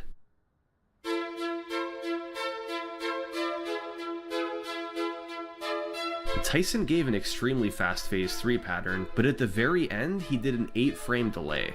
It was still fast enough for a 205, but the decimal was a 205.82. Had he not done this 8-frame delay, the time would have been 205.25. This was the actual fastest possible time. There are several paths to getting a 205.82, including the one I had, but there's only one very narrow path to a 205.25. You need the fastest Phase 3 pattern possible with 0 delays anywhere. The odds in a Phase 3 pattern for a .82 is about 1 in 8, but for a .25, the odds are just 1 in 41. In other words, on average you'll get 5 205.82s before seeing a 205.25, and getting a 205 just once took months of effort for me. I was pretty satisfied with the time that I had, but a small part of me did want that truly unbeatable .25 fight. So I decided to throw attempts at it every now and then. And just to shake things up, on a few of these attempts, I played on Mr. Dream instead of Mike Tyson. When Tyson's contract expired in 1990, Nintendo re-released Punch-Out with him replaced by Mr. Dream. He's just a sprite swap of Tyson. There's no actual difference between them, and the two fighters behave exactly the same. Now, most people think Tyson is way cooler, and I agree, but I figured there was no harm in doing a few attempts on Mr. Dream, since the vast majority of the time I still played Tyson. Well, on March 1st, 2017, that backfired a bit.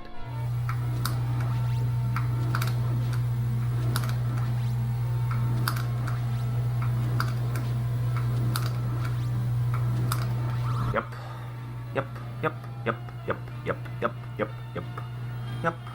That's a world record, I think. I was not expecting to actually set a record on Mr. Dream, and the community wasn't too thrilled about it. Nobody wanted the world record to look like this.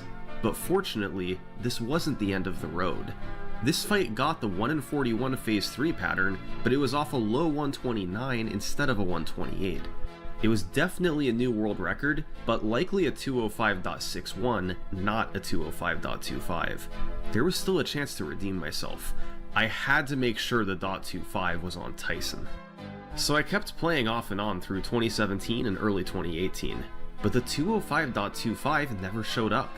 I duplicated the 205 numerous times, but it was always the .82 pattern, not the .25. I grew frustrated as although my consistency got better, I never got the pattern I needed. Still, I figured if I kept going, I'd get it eventually. After all, I had to get the record off of Mr. Dream and ensure that the ultimate 205.25 was set on Mike Tyson. But then out of frustration one day when Tyson wasn't giving me any luck, I impulsively switched back to Mr. Dream.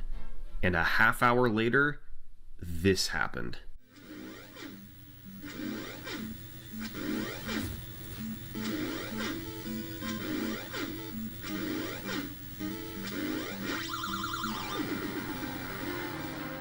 This time, I knew I'd screwed up. A 127 Phase 2 and the 1 in 41 Phase 3 pattern. It was the exact fight I'd been looking for, but it wasn't on Tyson. there was a mix of celebration and frustration among fellow Punch-Out speedrunners. If I or others kept playing, we could tie this time on Tyson, but it would be an afterthought. The 205.25 would always have been done first on Mr. Dream. Nothing would change that. It was my own decision to play on this fight, however briefly, and now I had to live with the consequences. At least I'd finally gotten the .25. But now, the fun was over.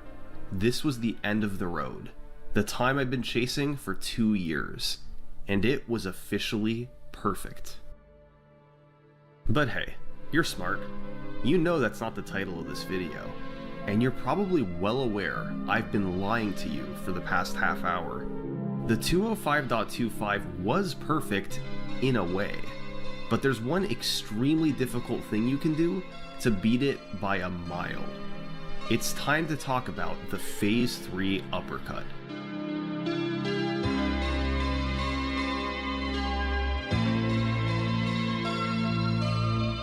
We've already established that if you knock Tyson down by 128 or earlier, it's all the same. He just stands there and waits until 130.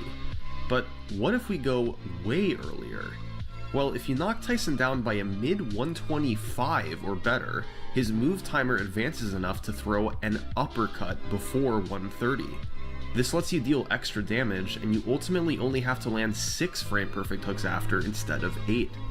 This is known as the Phase 3 uppercut, and it saves several seconds over a normal Phase 3. The Phase 3 uppercut had been talked about as a theory for many years. Even Matt Turk mentioned it back in 2007 as a potential improvement for a future world record. But through all the time Turk, Sinister1, Zallard1, and myself held the record, the Phase 3 uppercut was like a meme. Something we joked about that was impossible to obtain, while 205 was the human limit. But now, we had no choice. The Phase 3 uppercut was our only option to lower the record further. We had to figure out how to do it. The key was getting a second knockdown by a mid 125. We'd seen 127s and even 126s for years, but this was a step further. You'd essentially need no delays from Tyson throughout the entirety of phases 1 and 2, a pattern that on its own would be 1 in a few hundred. Then on top of it, your dodging had to be incredible, each within a frame or so of perfect. The only bright side was that now, the Phase 3 pattern didn't really matter. If someone could get a Phase 3 uppercut and finish the fight, it would be a guaranteed big world record. We knew it should be possible, we'd come close before, but in over a decade of speedrunning the game, nobody had actually gotten one. The path was a 53 Phase 1 and a 125 Phase 2. Any delay killed the attempt. I poured hours and hours just trying to see a Phase 3 uppercut. 99% of attempts died within the first few punches, as I needed a blazing fast pattern. But every now and then, I got past Phase 1, and then things got real intense. Well, how about that? How about that? 52! 52, I've never gotten that. Oh man.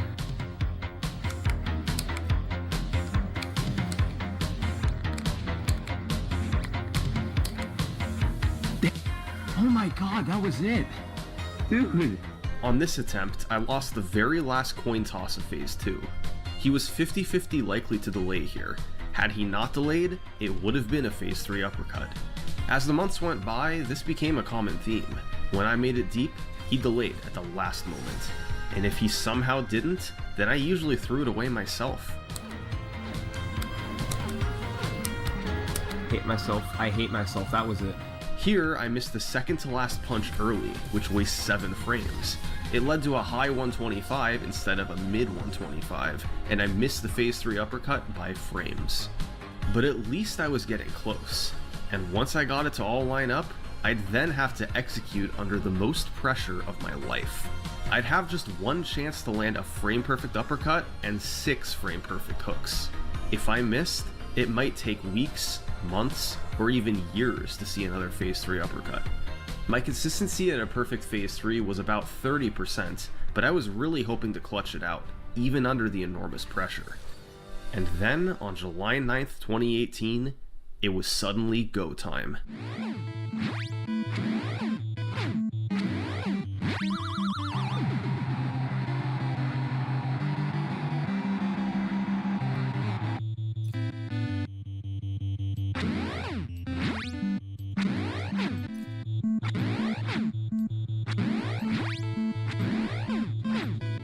And there was a miss.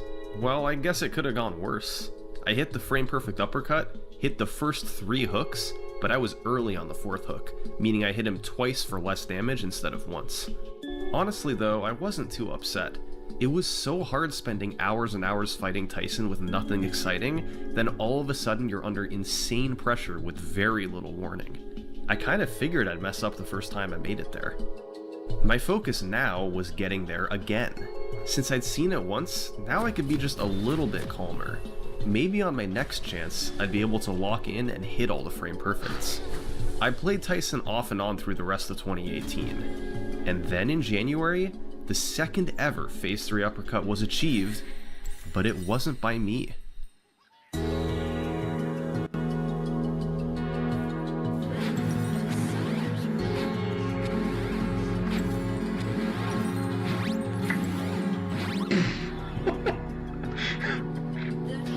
I'm not gonna get a Phase 3 uppercut, am I?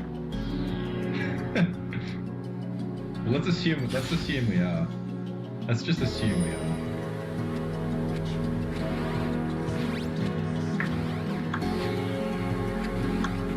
This was an amazing moment in Punch-Out history, when Pap became the second player to pull off a Phase 3 uppercut. Pap was a skilled speedrunner, but not quite on world record level. He was in 3rd place for full game speedruns, and his personal best on Tyson was a 2:06. He preferred to grind more niche categories like high score. But Pap was good enough at tight dodging to get a Phase 3 uppercut, and you never know when the right pattern is going to strike. So, being suddenly faced with this insanely rare situation, Pap had the responsibility to try and close it out. He missed the frame perfect uppercut and both of the first 2 hooks. But the fact that he got one at all was very impressive. It served as a reminder that although I had the Tyson record, it wasn't guaranteed to stay that way. All it took was one person getting a Phase 3 uppercut and clutching out the end. I was determined to finish my next fight that made it there. As 2019 went on, I ramped up my Tyson attempts. It became monotonous. Hours and hours of fighting Tyson with nothing exciting. But I had to stay on my toes, because I knew at any moment I could get the pattern and have to execute. There was no warning when it was coming. The 52s and 53s were mixed in with hundreds and hundreds of bad patterns. Each time I entered the Tyson password, I knew it was almost certain to be a failed attempt. But I had to keep trying. And then on July 20th, 2019, I got my second ever Phase 3 uppercut.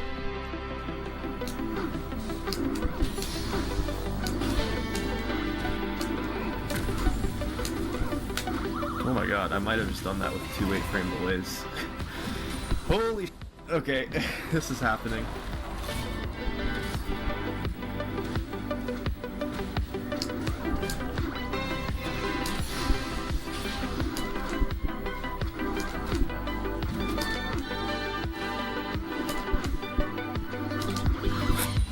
Yeah, oh my god.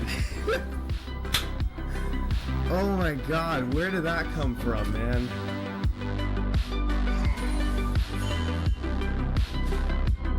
This was the biggest improvement to the Tyson record since Zallard's 210. It was absolutely surreal to see a Phase 3 uppercut in a world record speedrun. The fact that I pulled it off on just my second time making it there made me very proud. The community celebrated and cheered me on. Even past record holders stopped by to see what happened. I had my fun watching it all pour in. But as crazy as it sounds, given the circumstances, this was actually a very slow fight. In Phase 3, Tyson has a total of 20 different patterns he can give, each with a different amount of delays. The pattern I got was the very slowest of all 20, delays at every opportunity with the slowest sequence of punches. Additionally, to get a Phase 3 uppercut, you must knock Tyson down within the first 13 frames of a 125. Anything higher and the Phase 3 uppercut doesn't come out. Well, this fight knocked Tyson down on exactly the 13th frame.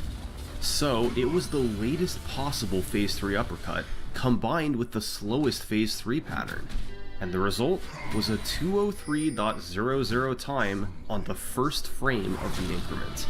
This was quite literally the only combination that could yield a time as slow as a 2:03, and it happened to be what I got on my first finished fight. But honestly, I didn't care. I'd gotten another phase 3 uppercut and executed when it mattered the most, under a ton of pressure. What did it matter if Tyson screwed me over in phase 3? That being said, I knew that if I could finish another phase 3 uppercut, it would almost certainly be faster. I wanted to try and get more phase 3 uppercuts. Even if it took a while, I might need just one more chance at phase 3. There'd been a full year between my first and second phase 3 uppercuts. But as it turned out, to get my third, it only took about 2 months. I'm very lucky that I still have this recording. I was playing offline, but recording to VHS, and this is footage that I took from that tape. I managed a 52 first knockdown, and then Tyson gave a super fast phase 2 pattern. The result was a low 125 second knockdown. I was ahead of the record by about 10 frames. This was guaranteed to be a new world record if I could finish. I hit the uppercut, but rushed the first hook. It was all over in a matter of seconds. My third phase 3 uppercut was a failure. This was a tough pill to swallow, but the one positive was that this phase 3 uppercut took months instead of years. I was getting better at tight dodging, and rarely missed frame-perfect uppercuts. I capitalized on fast patterns when I got them. If I kept going, maybe this trend would continue. So I did, and just a month later, I saw my fourth phase 3 uppercut.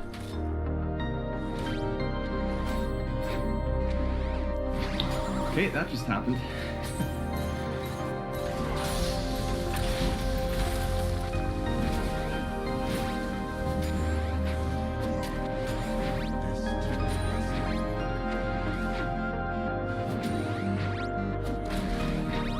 Oh my god, it's done.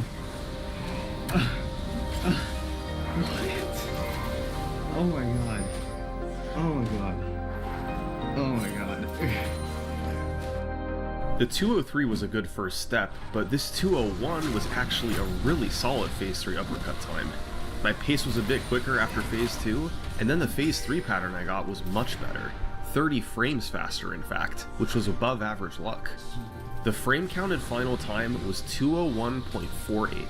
Perhaps most importantly, I was really happy with my phase 3 consistency. It was a small sample size, but I was now 2 for 4 on executing phase 3. That was 50%, higher even than the 30% that I saw during practice. I've been able to clutch out a 203 and a 201 on just 4 phase 3 uppercuts. I think my reaction at the end of the fight says a lot. Oh my god, it's done. It's done. This fight was exactly what I was looking for. Not only did I not get awful luck at the end, but I actually got pretty good luck. A 201, let alone a 201.48, was another huge improvement. I felt that if I kept going, I'd be unlikely to beat this anytime soon. So, I stopped Tyson attempts and moved on to other projects in Punch-Out. But something about the Tyson fight has always drawn me to it. I think it's the rapid restarts. If an attempt dies, you can immediately put in the password to get another chance. And you never know what's about to happen. It's an addicting feeling. So although I took a break for a few months, by early 2020 I was ready to come back. But since the record was so optimized, I decided to implement something new to help me save a few more frames. Ducking. In Punch-Out, ducking is an alternative to dodging that is very rarely used throughout the game. It's performed by quickly pressing down twice on the D-pad. It's harder to be precise with a duck than a dodge, and it's a more awkward input in general. But it has one benefit. A frame-perfect duck is 1 frame faster than a frame-perfect dodge. I looked at all of Tyson's uppercuts and analyzed the difficulty and randomness of ducking each one. In the end, I found 5 uppercuts through the first 2 phases that I felt I could duck instead of dodge, potentially saving me 5 frames. This at least made it a little more realistic to beat the 201.48. I'd lose more attempts to getting punched, but the attempts that did make it would be faster. In early 2020, I came back and did more Tyson attempts, and sometime in late March, I got my 5th phase 3 uppercut, but unfortunately I didn't save the recording. All I remember about it is that it happened live on stream, and that I messed up phase 3. That lowered my phase 3 consistency to 40%, but I was still happy with that. I took another break from Tyson after this, but it was becoming cyclical. I always came back to Tyson. I'd mess with other fights for a while, but I just couldn't stay away. By July, I was itching to fight him again. With the record already being a 201, I mentally prepared myself for a long grind. I did a couple offline sessions and struggled, making mistakes and throwing away good patterns. And then, out of nowhere, this happened.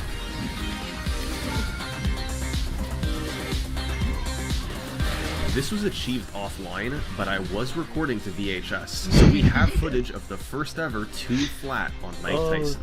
I did the ducks and had a decent pace after phase 2, but this fight was made by the phase 3 pattern. He barely hesitated at all, and I gained 11 frames over the already fast pattern in the 201. Beyond that, the fight wasn't amazing. Most notably, I missed the third uppercut of the fight to lose 7 frames, and Tyson did a small delay in both phases 1 and 2. Yet the amazing phase 3 made up for it all. And it was a good thing I added in those 5 ducks. The final time of this fight was a 2 flat .97. Add 5 frames to that, and it would have been another 201. I really wasn't expecting to get a 2 flat so soon. By sheer luck, each of the 3 phase 3 uppercut times I'd set had been new world records. And perhaps most importantly, my phase 3 consistency was back up to 50%. I didn't think that was sustainable for landing 7 frame perfect punches, but it was certainly a good sign. And now, after all these improvements, after 6 phase 3 uppercuts, I was just a second away from the ultimate Tyson barrier, the sub 2. We talked about this for a few years in a theoretical sense, figuring it would probably never happen. Now, here I was, seemingly right on the cusp of the most legendary achievement in Punch-Out history. But looks can be deceiving. This one remaining second was special. It was different than all that came before it. Despite being a second away, I wasn't even close to the sub 2. To understand why, we need to take a deep dive into the Mike Tyson fight. On screen is the TAS of Mike Tyson, made by a TASer named Phil in 2004. A TAS is a theoretically perfect speedrun, created using tools like save states and frame by frame. The final time of the Mike Tyson TAS is 158.61, and humans will never achieve this time. The TAS gets perfect luck of roughly 1 in 150,000, and it ducks under every uppercut frame perfectly, not losing a frame through the entire fight. So, how close can humans get to this? Well, 158 is out of the question, but 159 is just barely possible. The task goes for 10 additional ducks that I chose to not go for in my 2 flat 97, due to their difficulty or other various reasons. Adding those 10 frames to this task puts us at 158.99. Therefore, to get a 159, we could lose no more than 20 frames across the task's perfect luck and execution. How realistic is that? Let's start with the luck. In phases 1 and 2, after nearly every uppercut, Tyson has a 50-50 chance at giving a delay. These delays are either 8 or 24 frames. He can also do what's known as a switchback, where he pauses and switches sides, and the dreaded 8-second delay. Now, winning every coin toss and getting no delays across phases 1 and 2 is extremely rare, about 1 in 1600. I didn't necessarily need this, but it had to be close. The faster the pattern, the better the phase 3 uppercut, and the more likely I was to break the world record. Phase 3 also has lots of luck, and it's quite interesting how it works. He throws 6 hooks, and there are 3 main patterns he can throw them in: 0 switchback, 1 switchback, or 2 switchbacks. He always starts with a right and then a left, and then usually he does 2 more lefts followed by 2 more rights. But 25% of the time, he instead switches back to right and then does another left. Then he has a 25% option to switch back a second time. The fastest are the 1 switchback patterns, with 0 and 2 being roughly the same speed. He can also delay 8 frames between most punches, so ideally you want 1 switchback with as few 8-frame delays as possible. Taking all this into account, Tyson has 20 different options for phase 3, ranging from 0 to 49 frames total of delay. You want somewhere on the lower end, but getting no delays at all like the TAS is quite unlikely. 1 in 85. Multiply it all together, and you get about 1 in 150,000. And that's not taking into account the execution. Dodging and ducking every punch frame perfectly is close to impossible. In a typical Phase 3 uppercut fight, some of my dodges and ducks are frame perfect, but many others are 1 to 2 frames late. Finally, you're allowed to miss one uppercut early in each phase, but it means you have to do one more delayed hit at the end of the phase. This costs 7 frames. So, how did my record compare to a perfect time of 158.99? Well, I lost 16 frames from the Phase 1 and 2 pattern, and 8 frames from the Phase 3 pattern, which was actually incredible luck. On the execution side, I lost 8 frames from imperfect dodging and ducking, and 7 frames from a missed punch. That was 39 frames off of perfect, 24 from luck, and 15 from execution. To get a 159, I'd have to lower that number down to just 20. It seemed unlikely. More probable was I could either get a little luckier or play a little better and get a lower 2 flat time. And that's exactly what I set out to do in July 2020. I began keeping track of my stats on the side of the stream. Anytime I made it past Phase 1 on pace, or past Phase 2 on pace, I added it to the counter. My ultimate goal was to break the record, but I was also very content just getting more Phase 3 uppercuts and seeing what happened. I hoped I could keep up my Phase 3 consistency. Well, just a day into attempts, I got my first test. Wow. This is the 7th Phase 3 uppercut ever, guys. This is it. Here we go.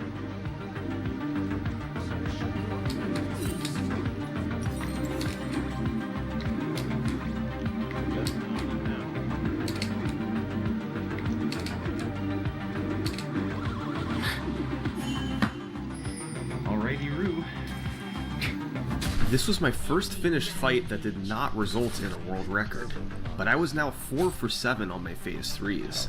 Just a few days later, I got another Phase 3 uppercut, and I again successfully executed Phase 3 to get a 201. This was now a 62.5% consistency at Phase 3, much higher than I saw in practice with the pressure off. I wasn't sure why this was happening, but I wasn't complaining. Neither of these recent fights had good enough Phase 3 luck, but if I could keep this up, a new record might be right around the corner. But little did I know the streak that was about to kick off. A few weeks later, on August 20th, I had another first. 2 Phase 3 uppercuts on the same day. Unfortunately, this time I wasn't up to the task, as I missed a hook on both of them. This was just the beginning. From August 2020 through June 2021, I saw 10 Phase 3 uppercuts on Tyson. I messed up all of them in Phase 3.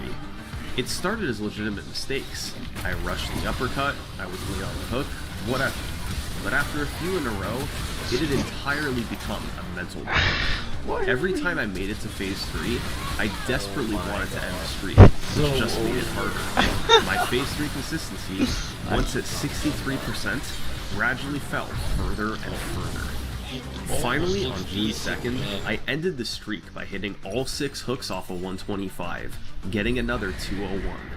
It was a huge weight off my shoulders. Still no new record, but at least it was something. And just like that, the mental block was gone. Over the summer of 2021, I settled into a more reasonable consistency. I didn't execute every Phase 3 uppercut, but my mental game was stronger.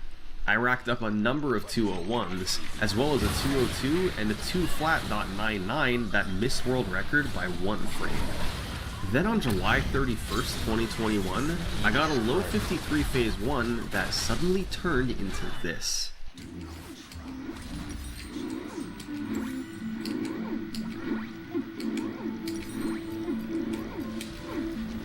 Let's go!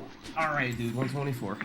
125s are exciting, but 124s are really serious, because it means that you actually have a chance at a 159. Off a high 124 like this, you need the fastest Phase 3 pattern, but unlike 125s, it's at least in play. And to just break the record of 2 flat 97, well, any of these patterns would work. 124s are golden opportunities, as long as you can execute Phase 3.